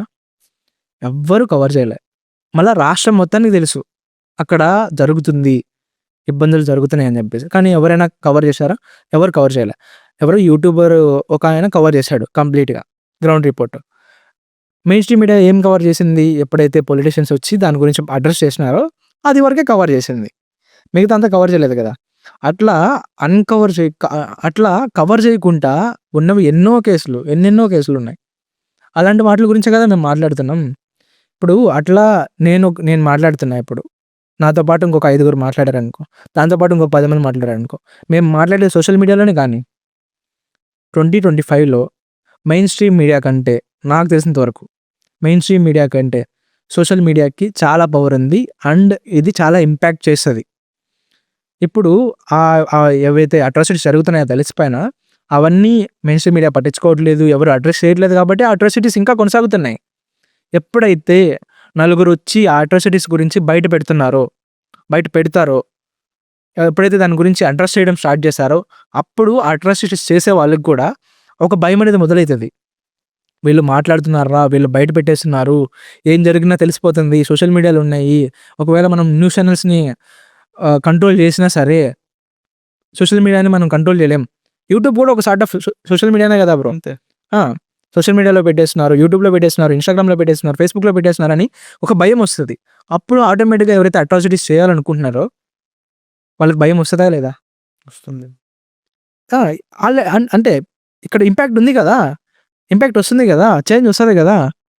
నేను ఇప్పుడు మీకు ఒకటి చెప్తాను, రియల్గా జరిగింది ఇది. యూఎస్లో ఎక్స్పెరిమెంట్ చేశారు. యూఎస్లో బ్లాక్స్ అండ్ వైట్స్ ఉంటారు కదా, అయితే 100 మెంబర్స్లో 80 మెంబర్స్ మెన్, 20 మెంబర్స్ ఉమెన్. ఓకేనా? ఈ 100 మెంబర్స్లో 40 members white men, 10 members white women, 40 members black men, 10 members black women. వీళ్ళందరికీ సేమ్ క్వాలిఫికేషన్ ఇచ్చారు, సేమ్ అడ్రస్ ఇచ్చారు, సేమ్ బట్టలు ఇచ్చారు, సేమ్ స్క్రిప్ట్ ఇచ్చారు. అందరినీ ఒకే టైప్ ఆఫ్ జాబ్ రోల్కి పంపించారు. అయితే అక్కడికి వెళ్ళిన తర్వాత శాలరీ నెగోషియేషన్స్లో $1,000 వైట్ మెన్కి ఇస్తాము అని చెప్తే $900 వైట్ ఉమెన్కి ఇస్తా అన్నారు. ఓకే, మెన్కి $1,000, వైట్ ఉమెన్కి $900. ఓకే. బ్లాక్ మెన్కి అక్కడ వైట్ మెన్, తర్వాత వైట్ ఉమెన్. ఇప్పుడు బ్లాక్ మెన్కి $800 ఇస్తా అన్నారు, బ్లాక్ ఉమెన్కి $700 ఇస్తా అన్నారు. ఓ, అంటే వాళ్ళు ఈ 300 డిఫరెన్స్ చూసారా? ఈ బ్లాక్ ఇది వైట్, బ్లాక్ ఉమెన్కి వైట్ మెన్కి $300 డిఫరెన్స్ ఉంది కదా. ఇది ఒక లైఫ్ టైం పాటు ఇది కనుక మనం కాంపౌండ్ చేయగలిగితే అదే జనరేషన్ వెల్త్, ఇదే జనరేషనల్ పవర్టీ కదా. అలాగే ఒక వర్క్ ప్లేస్లో మన ఇప్పుడు ఫర్ ఎగ్జాంపుల్ ఎన్ని డబ్బులు ఇచ్చినా సరే ఒక క్షత్రియ ఒక దళిత్ చేసే పని చేయలేడు. మీరు డబ్బులు తక్కువ ఇచ్చినా సరే దళిత్ ఒక క్షత్రియ చేసే పని చేయగలడు. ఫర్ ఎగ్జాంపుల్ ఆర్మీలోకి దళిత్ రెజిమెంట్స్ కూడా ఉన్నాయి. మహార్ రెజిమెంట్ ఉంది, కూర్ మేజర్ రెజిమెంట్ ఉంది, సిక్ రెజిమెంట్ ఉంది, తర్వాత గూర్ఖా రెజిమెంట్ ఉంది. So clearly they can do what the Kshatriyas are doing. Kshatriyas చేయలేరు. అంటే the kind of exploitation that is happening on Dalit communities. అర్థమవుతుందా? సో వాళ్ళు ఒక విషియస్ సర్కిల్ లాగా వాళ్ళు on par with other cost work చేసినా సరే they are paid less. Okay, they are paid less. అంటే వాళ్ళని ఆ విషియస్ సర్కిల్లో మాత్రమే ఉంచుతున్నారు. అండ్ దాని గురించి మాట్లాడుకుంటే యుఎస్ సినారీ గురించి అక్కడ ఆయన ఏం చెప్తున్నాడు అని నాకు అర్థమైందంటే, ఆ 300 ఏదైతే ఉందో $300 డిఫరెన్స్ వైట్ మెన్కి బ్లాక్ ఉమెన్కి ఏదైతే ఉందో, ఆ డిఫరెన్స్ అనేది ఎవరైతే ఎంప్లాయర్ ఉన్నాడో ఆ ఎంప్లాయర్కి ప్రాఫిట్ అవుతుంది కొన్ని జనరేషన్స్కి. ఈయనకి ప్రాఫిట్, కానీ అదే ఎంప్లాయర్కి అది ప్రాఫిట్ అవుతుంది. కానీ ఈ బ్లాక్ వాళ్ళకి అది పోవర్టీ అవుతుంది కొన్ని జనరేషన్స్కి. ఆ డిఫరెన్స్ అనేది వైట్ మెన్ ఎవరైతే ఉన్నారో వైట్ ఉమెన్ ఎవరైతే ఉన్నారో వాళ్ళకి ప్రాఫిట్ అవుతుంది, వాళ్ళకి అదే జనరేషనల్ వెల్త్ అవుతుంది. వీళ్ళకి అదే జనరేషనల్ పవర్టీ అవుతుంది. అప్పుడే కదా ఇన్ఈక్వాలిటీ వస్తుంది, క్లాస్ కూడా. అక్కడ నాకు ఇంకొక విషయం ఏమనిపిస్తుంది అంటే బ్రో, ఈ కాస్ట్ సిస్టమ్ నుంచి మనం తప్పించుకోవాలి అంటే చిన్నప్పటి నుంచి మన ఆంధ్రప్రదేశ్లో తిప్పి కొడితే ఒక 5-6 రూరల్ ప్లేసెస్ ఉన్నాయి అనుకుందాం. అది కూడా కంప్లీట్గా కూడా అర్బన్ ప్లేసెస్. మన ఆంధ్రప్రదేశ్లో మహా అయితే ఒక 5-6 అర్బన్ ప్లేసెస్ ఉన్నాయి. విజయవాడ, వైజాగ్, తిరుపతి, ఇలాంటి చిన్ని అర్బన్ ప్లేసెస్. ఈ ప్లేసెస్లో ప్రాబబ్లీ కాస్ట్ సిస్టమ్ అనేది ప్యాసివ్గా జరుగుతుంది, యాక్టివ్గా జరగకోకుండా మైక్రో అగ్రెషన్గా జరుగుతుంది. డిస్క్రిమినేషన్ అనేది ఓపెన్ ఫేస్ మీద జరగకోకుండా సటిల్గా జరుగుతుంది, చిన్నగా జరుగుతుంది. బట్ ఇన్ రూరల్ ప్లేసెస్లో అయితే ఓపెన్గా చాలా దారుణంగా జరుగుతుంది. సో, ఒక పర్సన్ రూరల్ నుంచి కనీసం అట్‌లీస్ట్ ఒక 1 ఇయర్ ఇలాంటి అర్బన్ ప్లేసెస్‌లో ఉంటే ఖచ్చితంగా మేబీ అతను ఈ క్యాస్ట్ సిస్టమ్ దగ్గర నుంచి, ఆ ఎఫెక్ట్ నుంచి బయటపడే ఒక ఛాన్స్ ఉంటుందని నాకనిపిస్తుంది. What do you think? Do you think it will this makes difference? Yeah! Bro. Place మారడం వల్ల ఆ ఫార్మ్ అనేది చేంజ్ అయితది. ఫర్ ఎగ్జాంపుల్ మీరే ఇప్పుడు అర్బన్ ప్లేస్‌లో ఉన్నారు. నేను నేనుంచింది రూరల్ ప్లేస్‌లో. మీరు అక్కడ చూసినంత కాస్ట్ డిస్క్రిమినేషన్ ఇక్కడ చూసారా? యాక్చువల్లీ నేను లాస్ట్ 1.5 ఇయర్స్ నుంచి బెంగుళూరులో ఉంటున్నా బ్రో. నేను ఇక్కడ ఎప్పుడు కాస్ట్ డిస్క్రిమినేషన్ ఫేస్ చేయలే. ఎక్సెప్ట్ ఎట్ వన్ ప్లేస్ మా ఓనర్ రెంట్‌కి ఇచ్చేటప్పుడు నాకు హి asked me about the cost అనమాట. ఎట్లా అడిగాడంటే డైరెక్ట్ అడగలే. బాబు మీరేమిటోళ్ళు అని చెప్పేసి అడగలే. హి ఆస్క్డ్ మీ మొత్తం నెగోషియేషన్ అంతా అయిపోయి నాన్ వెజ్ కూడా అడగలే. Because he eats non veg. మొత్తం అంతా నెగోషియేషన్ అంతా అయిపోయింది. డీల్ అంతా అయిపోయింది. టోకెన్ కూడా కట్టేసా నేను. అంతా అయిపోయినాక లాస్ట్‌లో రెడ్డిసేనా అన్నాడు. కాదు అంకుల్. మరి చౌదరీసా అన్నాడు. Actually he is not from Andhra. He is Karnataka. Kannadiga. He is not a Reddy or Chowdary. He is an upper caste from Karnataka అన్నాడు. రెడ్డిసా అన్నాడు. కాదు అన్న. చౌదరీసా అన్నాడు. కాదు అన్న. ఏం పర్లేదులే ఏదైతే ఉందని చెప్పి వెళ్ళిపోయాడు. లైక్ అప్పుడు అనిపించింది ఓకేలే ఈయన ఎడ్యుకేటెడ్. క్యూరియాసిటీ ఉంటుంది కదా బ్రో. ఇండియన్స్ ఎక్కడ ఇద్దరు కలిస్తే ఖచ్చితంగా. అండ్ ఆల్సో యుఎస్‌లో లేదా బ్రో కాస్ట్ ఇప్పుడు. యుఎస్‌లో పోయిన వాళ్ళందరూ కాస్ట్ ఉంది కదా. మనం అర్బన్ ఏరియాస్, రూరల్ ఏరియాస్ గురించి మాట్లాడేదానికంటే యుఎస్‌లో ఎంత ఉంది? జస్ట్ ఆ కాస్ట్ అనేది వాళ్ళ ఫార్మ్స్, ఆ కాస్ట్ డిస్క్రిమినేషన్ అనేది ఫార్మ్స్ చేంజ్ చేసుకుంటుంది. ఎట్లా అంటే మీ పేరేంటి, పూర్తి పేరేంటి, నువ్వు ఏ హీరోకి సపోర్ట్ చేస్తున్నావు, మన తెలుగు వాళ్ళు అయితే ఏ హీరో ఫ్యాన్వి, అంటే ఏ పొలిటికల్ పార్టీ. ఎగ్జాక్ట్లీ. ఇప్పుడు ఆంధ్రాలో ఆల్మోస్ట్ రెడ్డిస్ అంటే వైఎస్ఆర్సీపీకి మోస్ట్లీ వైఎస్ఆర్సీపీకి సపోర్టు, చౌదరీస్ కమ్మ కాపు అంటే టీడీపీకి, జనసేనకి సపోర్టు. అందరికి తెలిసిందే కదా. ఇంకా అట్లా వస్తారనమాట సటిల్గా. అంటే కనబడినట్టు, బయటపడినట్టు అడిగేయాలి, తెలుసుకోవాలి. తెలుసుకునేదాకా వాళ్ళకి మనసు ఆగదు. అంటే మనోడు అని తెలిస్తే అదొక ఫీలింగ్, మనోడు రాయుడు అనేసి. నేను చూసాను. అండ్ ఆల్సో ఒక ఇన్సిడెంట్ షేర్ చేసుకోవాలి మీతో. మా ఫ్రెండ్ ఒక ఆమె ఉంది, హైదరాబాద్లో ఉంటుంది. వాళ్ళ షీ ఈజ్ ఏ ఓసీ. ఓసీలో వేరే కాస్ట్. ఇంకొక ఇద్దరు ఉన్నారు, వాళ్ళ రూమ్మేట్సే.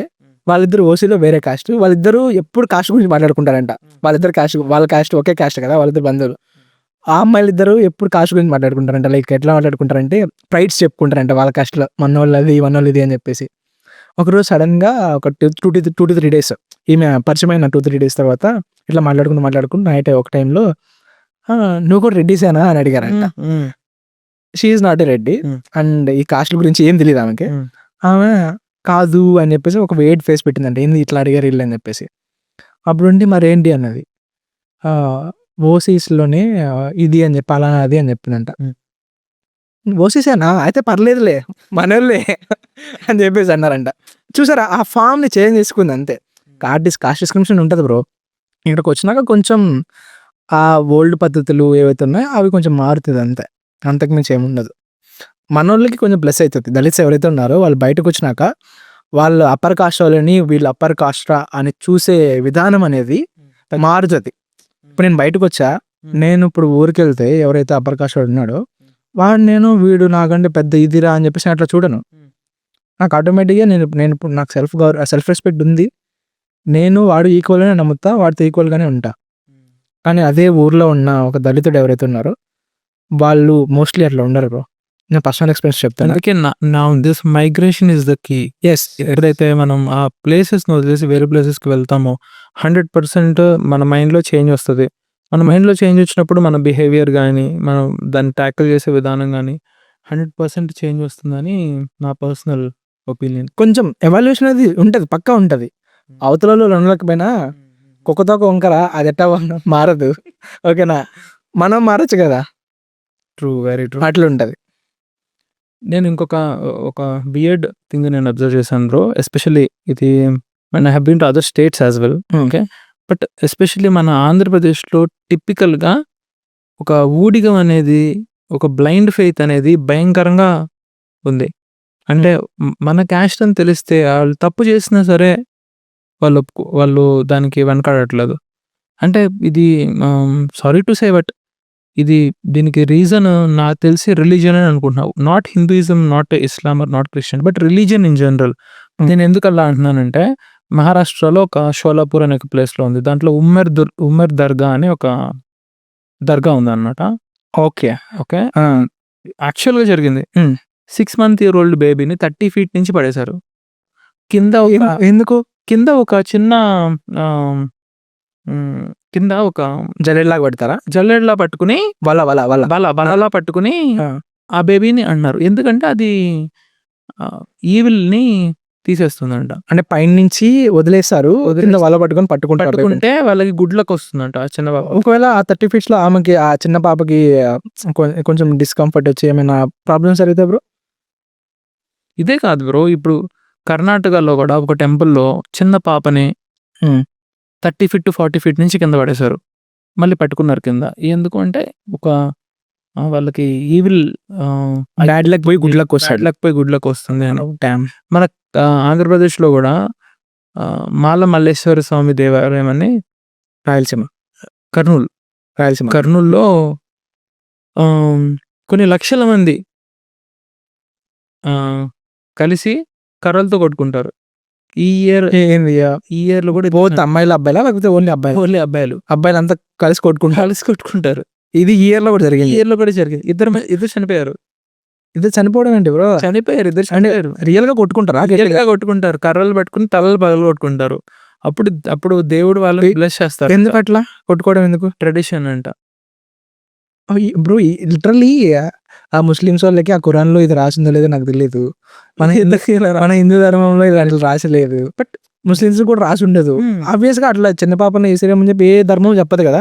ఏ ధర్మం చెప్పదు. బట్ ఎందుకు అట్లా చేస్తున్నారు? అంటే బ్లైండ్ ఫెయిత్. మన దాంట్లో ఒక రిలీజియన్‌ని మనం ఎక్సెస్‌గా నమ్మటం వల్ల మన మీద మన విచక్షణ కోల్పోతామని నాకు అప్పుడప్పుడు అనిపిస్తూ ఉంటది. ఎందుకంటే whether you know it, whether you believe it or not, caste system is a product of Hinduism. అవును కదా! హిందూయిజం. మనం ఒక విషయాన్ని చాలా విషయాలు మనం ఆపేసాం. ఫర్ ఎగ్జాంపుల్ సతీని ఆపేసాం. ఎగ్జాక్ట్‌లీ. ఓకేనా? చైల్డ్ మ్యారేజెస్‌ని ఆపేసాం. అవునా? సో ఇట్స్ టైమ్ కాస్ట్ సిస్టమ్‌ని కూడా ఆపేసి మనం ఒక ఈక్వల్ సొసైటీని మనం తీసుకురావాలి. అంటే ఆగిపోద్ది బ్రో అదే.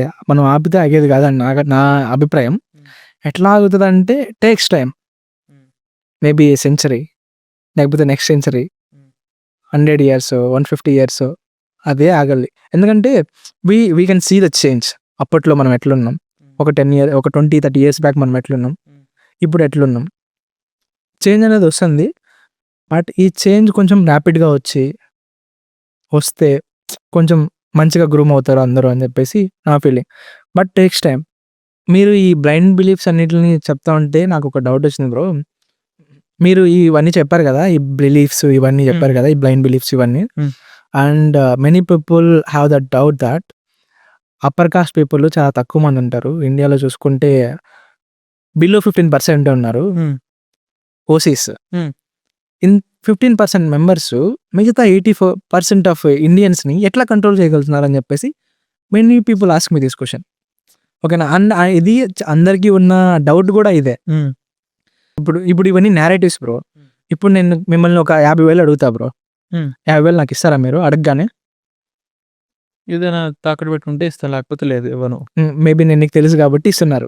అదే ఒక తెలియనోడి దగ్గరికి వెళ్ళి భయ్యా నాకు ఒక 50,000 కావాలి భయ్యా ఇయ్యి భయ్యా అంటే ఇస్తాడా? ఏ పోరారి అంటాడు. ఆబ్వియస్గా అది నన్ను చూడని అడిగినా కానీ నేను ఎందుకు ఇవ్వాలి నీకు పోరారి అంటాడు. అంతే.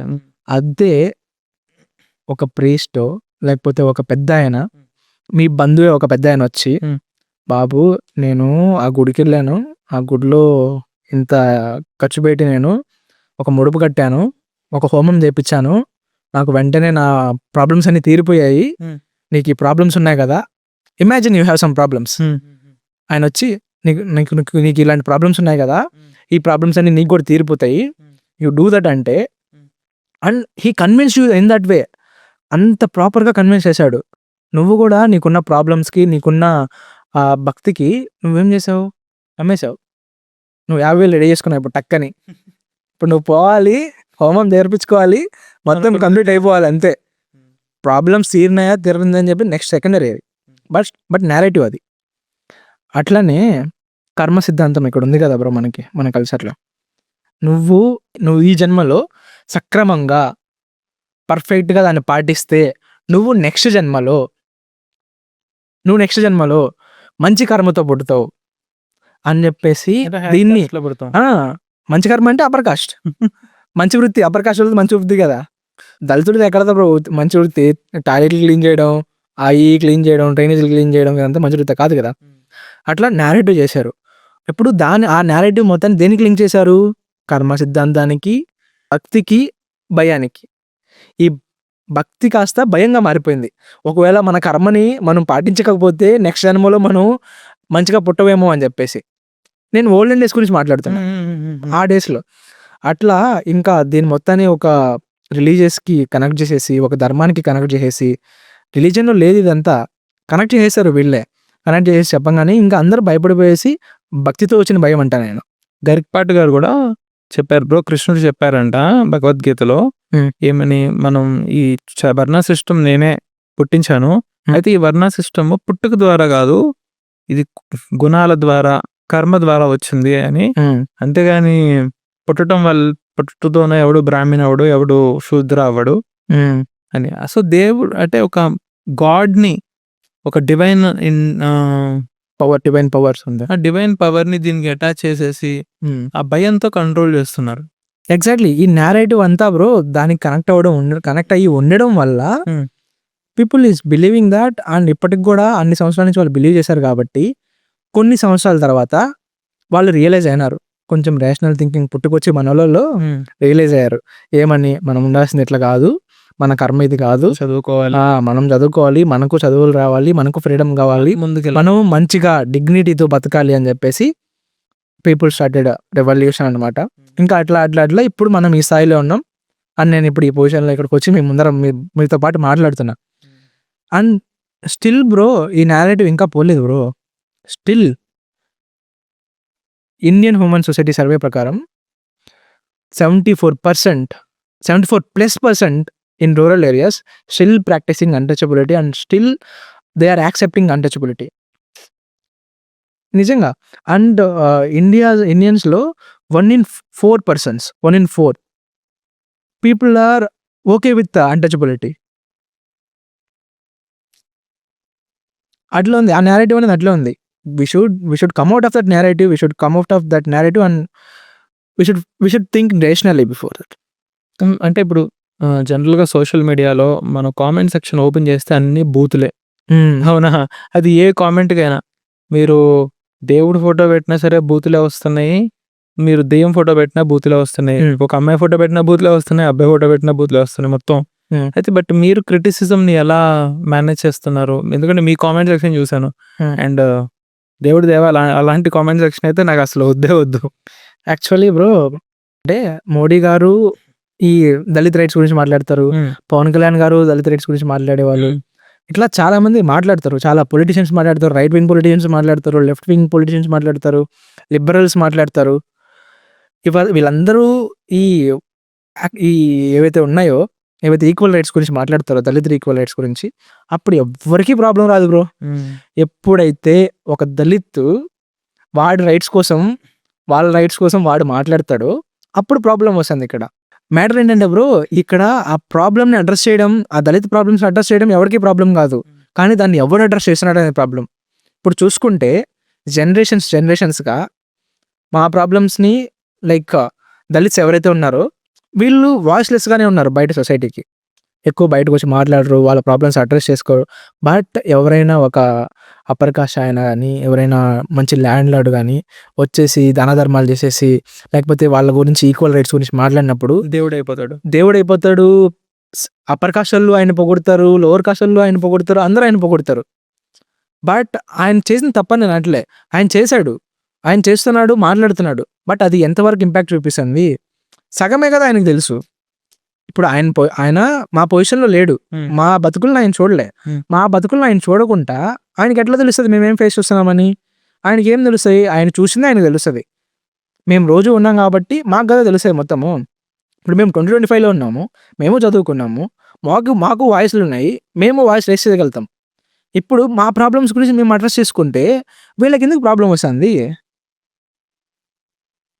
ఒక ఫీమేల్ వచ్చి ఫెమినిజం గురించి మాట్లాడినప్పుడు వీళ్ళకి ప్రాబ్లమ్ వస్తుంది. అదే ఒక మెన్ వచ్చి ఫీమేల్ ఈక్వల్ రైట్స్ గురించి మాట్లాడినప్పుడు వీళ్ళకి ప్రాబ్లమ్ రాదు. ఒక అప్పర్ కాస్ట్ ఆయన వచ్చి లోవర్ కాస్ట్ ఆయన ఒక అప్పర్ కాస్ట్ ఆయన వచ్చి దళిత్ రైట్స్ గురించి మాట్లాడినప్పుడు వీళ్ళకి ప్రాబ్లమ్ రాదు. అదే ఒక దళిత్ వచ్చి ఒక దళిత్ ఇష్యూస్ గురించి మాట్లాడినప్పుడు వీళ్ళకి ప్రాబ్లమ్ వస్తుంది. Good point bro. పాయింట్ ఏంటంటే బ్రో వాళ్ళకి ప్రాబ్లం అదే. అంటే వీడు ఇన్ని రోజులు అణిగిమణిగున్నాడు, వీళ్ళు ఇన్ని రోజులు ఏం మాట్లాడుకుంటా ఉన్నారు, సడన్గా ఈడే వచ్చి మాట్లాడేస్తున్నాడు అని చెప్పేసి వాళ్ళకి ఆ ఇన్ఫీరియారిటీ బయటకు వచ్చేస్తుంది. వాళ్ళకి ఆ ఈర్స్ ఉంది కదా, అది బయటకు వచ్చేసింది. ఇన్ని రోజులు గమ్ముకున్నారు కదా వీడికి ఇప్పుడేం లేసింది, ఇప్పుడు ఎందుకు వీడు మాట్లాడాలి అని చెప్పేసి. బట్ కాస్ట్ అసలు ఇంకా ఏమేమి సెక్టర్స్ మీద ఇన్ఫ్లుయెన్స్ చూపిస్తుంది అనుకుంటున్నారు? ఇట్లా మన తెలుగు రాష్ట్రాల్లో తెలుగు రాష్ట్రాల్లో కాస్ట్ అనేది సినిమాల్లో కూడా చాలా ఇంపాక్ట్ ఉంది. Fan wars, majorly fan wars. అది విజయవాడ బ్రో. ఇప్పుడు విజయవాడ గురించి మాట్లాడుకుందాం. విజయవాడలో కాలేజెస్ ఉంటాయి, కొన్ని కాలేజెస్లో ఫ్యాన్ వార్స్ ఎట్లా స్టార్ట్ అవుతాయి. నేను టీఎఫ్ఐ ఫ్యాన్స్ గురించి మాట్లాడలేదు. టీఎఫ్ఐ ఫ్యాన్స్ ఆర్ దేర్, చాలా మంది టీఎఫ్ఐ ఫ్యాన్స్ ఉన్నారు. నేను టీఎఫ్ఐ సినిమాలకి మంచిగా చూస్తాను. నేను కూడా సినిమాలు అందరూ చూస్తారు. And Andhra people, Telugu people will support TFI కదా. బట్ టీఎఫ్ఐలో ఫ్యాన్ వార్స్ ఎట్లా జరుగుతున్నాయి, ఈ తిట్టుకోవడాలు, కొట్టుకోవడాలు, లేకపోతే ట్విట్టర్లో ట్వీట్స్, ఇవన్నీ ఎక్కడి నుంచి స్టార్ట్ అవుతాయని అంటే నాకు తెలిసిన వరకు, నాకు విజయవాడలో చదువుకున్న ఫ్రెండ్స్ ఉన్నారు, వాళ్ళు చెప్పిందే చెప్తాను నేను. 2 కాస్ట్లు ఉంటాయి bro. They literally ask you are you C or NC. They literally ask you. నువ్వు సి అయితే ఒక హీరోకి ఆటోమేటిక్గా నువ్వు సపోర్ట్ చేస్తున్నట్టే, ఎన్సి అయితే సపోర్ట్ చేయట్లేనట్టే. అట్లా అక్కడి నుంచి స్టార్ట్ అవుతాయి బ్రో. ఒక హీరోకి ఒక కులం వాళ్ళు సపోర్ట్ చేస్తారు, ఒక హీరోకి ఒక కులం వాళ్ళు సపోర్ట్ చేస్తారు, ఇంకా వాళ్ళిద్దరు కొట్టుకుంటారు. అక్కడి నుంచే ఈ ఫ్యాన్ వార్ స్టార్ట్ అయినాయి, కులం నుంచే ఈ ఫ్యాన్ వార్ స్టార్ట్ అయినాయి అని చెప్పేసి ఇది అందరూ ఒప్పుకోకపోవచ్చు. కానీ ఫన్నీ ఇన్సిడెంట్ చెప్తాను బ్రో. కొన్ని చాలా ఇయర్స్ బ్యాక్ అన్నమాట. Pepsi Pawan Kalyan brand ambassador అనమాట పెప్సీకి. ఓకే. సో ఒక కమ్యూనిటీ వాళ్ళు పవన్ కళ్యాణ్ దానికి బ్రాండ్ అంబాసిడర్ వల్ల పెప్సీ తాగడం మానేశారు. ఓకే, దానికి ఆపోజిట్ కమ్యూనిటీ వాళ్ళు పెప్సీ తాగడం మానేశారు. తర్వాత Thums Up brand ambassador Chiranjeevi garu. ఒక కమ్యూనిటీ వాళ్ళు Thums Up brand ambassador Chiranjeevi అయినందుకు థమ్స్ అప్ తాగడం మానేశారు. మీకు ఆ కమ్యూనిటీ ఏంటో తెలిస్తే కామెంట్ సెక్షన్లో మెన్షన్ చేయండి. లిటరల్గా జరిగేది, నాకు అర్థం కాలేదు. ఆ క్యాంటీన్ అన్నేమో అరే ఇది ఎక్కడ పోవాలరా, వాడెవడో బ్రాండ్ అంబాసిడర్ అయితే మీరు ఈ కూల్ డ్రింక్స్ తాగకపోవడం ఏంట్రా అని ఏడుస్తున్నాడు. లిటరల్గా పీక్స్లో ఉంటుంది ఫ్యాన్ వార్స్ అనేవి విజయవాడలో. ఇంకా ఒక రకంగా అది కూడా కాస్ట్ సిస్టమే, అది కాస్ట్ సిస్టమ్ అది ఇన్ఫ్లుయెన్స్ అయిందే. కొన్ని సినిమాలు అయితే అసలు చూడలేం బ్రో. వీడికి కూడా తెలుసు అంత చండాలమైన సినిమా రా, ఫస్ట్ షో వెళ్తాడు, డప్పు కొట్టుకుంటూ వస్తాడు, సినిమా సూపర్ హిట్, లోపలికి వెళ్తే ఏం ఉండదు. అండ్ బ్రో ఎవడైనా దానికి అగేన్స్ట్ గా రివ్యూ ఇచ్చాడు అనుకో, అంతే, వాడి బాగలేని సినిమాని బాగలేదు అన్నాడు అనుకో, వాడి కామెంట్ బాక్స్ దద్దరిల్లిపోతుంది లిటరల్. వాడు కామెంట్స్ ఆఫ్ చేసుకోవాల్సింది. ఇదంతా కాస్ట్ నుంచే కదా ఎవరో వచ్చింది, ఫ్యాన్ వార్స్ అంతా. అండ్ ఈ పాలిటిక్స్ తెలిసిందే కదా, మన ఆంధ్ర పాలిటిక్స్ గురించి. మన ఆంధ్ర పాలిటిక్స్లో కీ రోల్ ప్లే చేస్తుంది, ఇండియన్ పాలిటిక్స్లో కీ రోల్ ప్లే చేస్తుంది రిలీజియన్ అయితే, ఆంధ్ర పాలిటిక్స్లో కీ రోల్ ప్లే చేస్తుంది కాస్ట్. ఆబ్వియస్గా ఇదంతా జరుగుతుంది కదా. లిటరల్గా ఓపెన్గా అడుగుతున్నారు. మా కులం వాళ్ళు అయితేనే, మా కులం వాళ్ళు కదా, మీ కులంలో సీఎంలు ఎవరు ఎందుకు బ్రో, పవన్ కళ్యాణే అన్నాడు. ఏమన్నాడు, కనీసం కుల భావాన్ని తెచ్చుకున్నా ఓట్లేయండి, మన కులం నుంచి సీఎం లేరు, సీఎం అలే అంటున్నారు, నేను దయ చూపిస్తా అని చెప్పేసి అడిగాడు కదా ఆయన. అట్లా ఏపీలో కాస్ట్ అనేది చాలా ఇన్ఫ్లుయెన్స్ చేసింది పీపుల్ని. నాకేమనిపిస్తుంది అంటే బ్రో, పూర్వం ఇంతకుముందు మేము చదివింది దంతి దుర్గా అని ఒక కింగ్ ఉన్నారనమాట. ఆయన రాష్ట్రకూట డైనెస్టీ అని ఫామ్ చేశారు. ఓకే. అయితే ఇంతకుముందు కింగ్స్ ఎవరు ఉండేవాళ్ళు, క్షత్రియాస్ ఉండేవాళ్ళు. క్షత్రియాస్ అంటే కింగ్స్ అంటారు కదా, క్షత్రియాస్ ఉండేవాళ్ళు మోస్ట్లీ. అయితే దంతి దుర్గా ఏం చేశారంటే ఆయన ఒక కింగ్డమ్ని క్యాప్చర్ చేశారు. ఇప్పుడు ఆయన కింగ్, కాకపోతే ఆయన శూద్ర కమ్యూనిటీకి చెందిన వాళ్ళు. ఓకే. వాళ్ళు కింగ్ అవ్వరు కదా, అందుకు వాళ్ళు ఏం చేశారంటే హిరణ్య గర్భ అనే ఒక ప్రాసెస్ ద్వారా క్షత్రియాస్‌లా కన్వర్ట్ అయ్యారు శూద్రాస్ అయినా సరే. హిరణ్యగర్భ అంటే మనం ఏమనుకుంటాం? హ్మ్. కాస్ట్ అంటే అసలా చేంజ్ చేయలేనిది అని అనుకుంటాం గదా! అవును. సో, హిరణ్యగర్భ అనే ప్రాసెస్ ద్వారా హ్మ్. ఒక శూద్రుడు క్షత్రియుడయ్యాడు. అతని పేరు దంతిదుర్గ. రాష్ట్రకూట డైనాస్టీని ఫార్మ్ చేశాడు. ఇది ఇంటర్నెట్‌లో ఉంది. ఎవరైనా చెక్ చేసుకోవచ్చు. ఓకే. తమిళనాడులో ఒక కాస్ట్ ఆల్మోస్ట్ బీసీస్‌లో అట్టడుగు వర్గాల్లో ఉంది. ఎస్సీస్‌తో ఈక్వల్‌గా ఉండిందనమాట. ఓకే. కాకపోతే వాళ్ళు బ్రిటిషర్స్‌తో బాగా క్లోజ్. హ్మ్. బ్రిటిషర్స్ ఈ లాస్ అని ఎప్పుడైతే ఫ్రేమ్ చేస్తున్నారో వాళ్ళది ఒక ఆపర్చునిటీగా తీసుకుని వాళ్ళకి క్లోజ్‌గా అయ్యి క్షత్రియ యాడ్ చేసుకున్నారు. అంటే వీళ్ళ కాస్ట్‌ని క్షత్రియాగా రాపించుకున్నారు. ఓకే. అంటే ఇప్పుడు 1 ఇయర్ అంటే 1 ఇయర్ కుల క్షత్రియగా మార్పించుకున్నారు. 1 ఇయర్స్. 1 ఇయర్స్‌ను 1 ఇయర్ కుల క్షత్రియగా మార్పించారు. ఓకే. దానివల్ల వాళ్ళు కూడా ఒక రకంగా క్షత్రియాస్ అయినట్టే. హ్మ్. అంతెందుకు బ్రో, శూద్రులు ఇప్పుడు ప్రస్తుతం రూలింగ్ చేస్తున్న హ్మ్. చౌదరీస్ గాని, రెడ్డీస్ గాని, నాయుడూస్ గాని అందరూ శూద్రులు. హ్మ్. ఇది అందరికీ తెలిసిన అవును. నిజం. అవును. టెక్నికల్‌గా ఏ బ్రాహ్మణ్ అయినా సరే వీళ్ళ మీద డిస్క్రిమినేషన్ చూపించాల్సిందే. అవును. అట్లా ఇంతకుముందు చూపించేవాళ్ళు. అవును. కానీ ఇప్పుడు ఎవరు చూపించట్లేదు. దానికి కారణం మన ఆంధ్రాలో చూపియలేరు. అవును. మన ఆంధ్రాలో చూపించట్లేదు. దానికి కారణం ఏంటి? పవర్. పవర్. వాళ్ళు పవర్ క్యాప్చర్ చేశారు. హ్మ్. సో, ఇప్పుడు పవర్‌లో ఉన్న వాళ్ళని ఎవరు ఏమనరు గదా! హ్మ్. సో, ఐ థింక్ మన దళిత్స్ గాని, ఆదివాసీస్ గాని, లేకపోతే మిగిలిన బహుజనులు గాని, హ్మ్. బ్యాక్వర్డ్ కాస్ట్‌లో ఉన్నవాళ్ళు గాని, వీళ్ళ మీద ఎప్పుడు దాడులాగుతాయి? వీళ్ళని ఎప్పుడు డిస్క్రిమినేట్ చేయటం ఆపుతారు అంటే వెన్ దే క్యాప్చర్ పవర్. హ్మ్. ఐ థింక్ వాళ్ళు ఎప్పుడైతే పవర్‌ని క్యాప్చర్ చేస్తారో నాకు తెలిసి ఆ రోజుటి నుంచి 100% హ్మ్. మన జీవితాలనేవి బాగుపడతాయి అని ఈ కాస్ట్ సిస్టమ్ అనే ఒక ఈవిల్‌ని, ఒక మిసోజినిస్టిక్ సిస్టమ్‌ని ఎరాడికేట్ చేయడానికి ఛాన్స్ అనేది ఉంటుంది. దళిత్స్, ఆదివాసీస్ కంబైన్డ్‌గా పవర్ క్యాప్చర్ క్యాప్చర్ చేసుకుంటే. Hmm. And back in the days ఆ పవర్ ఆ బ్రిటిషర్స్ చేతిలోనో లేకపోతే ఆ హిరణ్యగర్భ అనే ప్రాసెస్ చేతిలో ఇట్లా ఉండేది. Hmm. But I believe that నౌ ఏ డేస్‌లో ఈ జనరేషన్‌కి పవర్ అనేది ఎడ్యుకేషన్‌లో ఉంది అని చెప్పేసి. హ్మ్. If you are educate you can easily capture the power. ప్రతి ఒక్క దళితు, ప్రతి ఒక్క ఆదివాసి, ప్రతి ఒక్క బ్యాక్వర్డ్ క్లాసెస్ ఎవరైతే ఉన్నారో ఎవ్రీవన్ షుడ్ గెట్ ఎడ్యుకేటెడ్. అప్పుడే ఇది మనం అడ్రెస్ చేసామో లేదో తెలీదు గానీ, ప్రతి ఒక్కడు రిజర్వేషన్ తగ్గించాలని అంటాడు గానీ, మన యూపీలో బ్రాహ్మిన్స్‌కి రిజర్వేషను, హ్మ్. రాజస్థాన్‌లో బ్రాహ్మిన్స్‌కి రిజర్వేషను, మన ఆంధ్రప్రదేశ్‌లో గూడా కాపుస్‌కి రిజర్వేషన్ కావాలన్నారు. ఛాన్స్ దొరికితే ప్రతి ఒక్కళ్ళు రిజర్వేషన్ కావాలనేవాళ్ళే కానీ, హ్మ్. కాలేజీలు పెంచండ్రయ్యా అని అడిగేవాడు ఎవడో లేడు. గవర్నమెంట్ కాలేజీలు నువ్వు రిజర్వేషన్ అడిగే బదులు గవర్నమెంట్ కాలేజీలు డబల్ చేయరా అంటే, అది అందరికీ బెనిఫిట్ అవుతుంది గదా! అవును. ఇప్పుడు ఇంతకుముందు ఒక గవర్నమెంట్ కాలేజ్, ఒక ప్రైవేట్ కాలేజ్ ఉంది అనుకుందాం. ఇప్పుడు కూడా ఒక గవర్నమెంట్ కాలేజ్ కానీ 10 ప్రైవేట్ కాలేజీలయినాయి. ఓకే. ప్రైవేట్ కాలేజ్ ఏమో ఇంక్రీజ్ అయితున్నాయి. కానీ గవర్నమెంట్ కాలేజ్ మాత్రం అట్లే అలాగే ఉంటాయి. ఉంటున్నాయి. దాని బదులు గవర్నమెంట్ కాలేజెస్ నువ్వు పెంచొచ్చు గదా! గవర్నమెంట్ కాలేజెస్ నువ్వు పెంచితే అందరికి సీట్స్ వస్తాయి కదా! అందరికీ సీట్స్ వస్తాయి గదా! కానీ అదెవడు అడగడు. ఉపాధి కూడా పెంచొచ్చు కదా! జాబ్స్ కూడా పెంచొచ్చు కదా! జాబ్స్ కూడా పెరుగుతాయి. జాబ్స్ కూడా పెంచొచ్చు కదా! ఆటోమేటిక్‌గా పెరుగుతాయి అంటున్నా. జాబ్స్ కూడా ఆటోమేటిక్‌గా పెరుగుతాయి. ఓకే. ఫ్యాకల్టీ కావాలి, స్టాఫ్ కావాలి. స్టాఫ్ కావాలి. అదే ప్రైవేట్ వాళ్ళకి ఇస్తే వల్ల ఏంటి point? Not only those government hospitals కూడా పెంచవచ్చు కదా! ఇప్పుడు లేవు కదా గవర్నమెంట్ హాస్పిటల్స్ ఎక్కడున్నాయి bro? Not only education institutes, government hospitals కూడా చాలా తక్కువ ఉన్నాయి. నువ్వు private hospitals, I come from Nellore.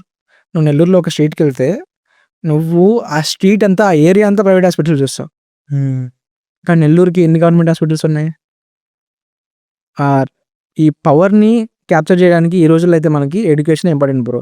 మనం చదువుకోవాలి, వేరే వాళ్ళని చదివిపించాలి.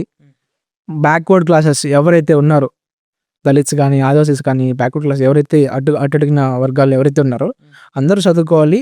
అప్పుడే వాళ్ళకి ఆ రేషనల్ థింకింగ్ అనేది బిల్డ్ అవుతుంది. అప్పుడే వాళ్ళకి స్లేవరీ ఆఫ్ థాట్‌లో నుంచి బయటకొస్తారు.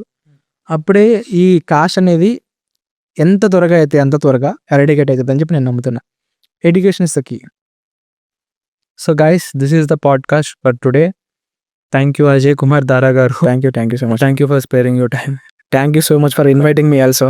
సో గైస్, ఇది వాళ్ళ పిట్టగోడ ఎపిసోడ్ కాస్ట్ మీద. మేము చాలా మాట్లాడాము ఈ ఎపిసోడ్‌లో. బట్ మీకు స్పెసిఫిక్‌గా, మీకు రిలేటబుల్‌గా మేమేమైనా మాట్లాడామా? లేకపోతే క్యాస్ట్‌ని ఎరాడికేట్ చేయడానికి మీ దగ్గర ఏమైనా సొల్యూషన్స్ ఉన్నాయా? రిజర్వేషన్స్ మీద మా ఒపీనియన్ కరెక్టా కాదా?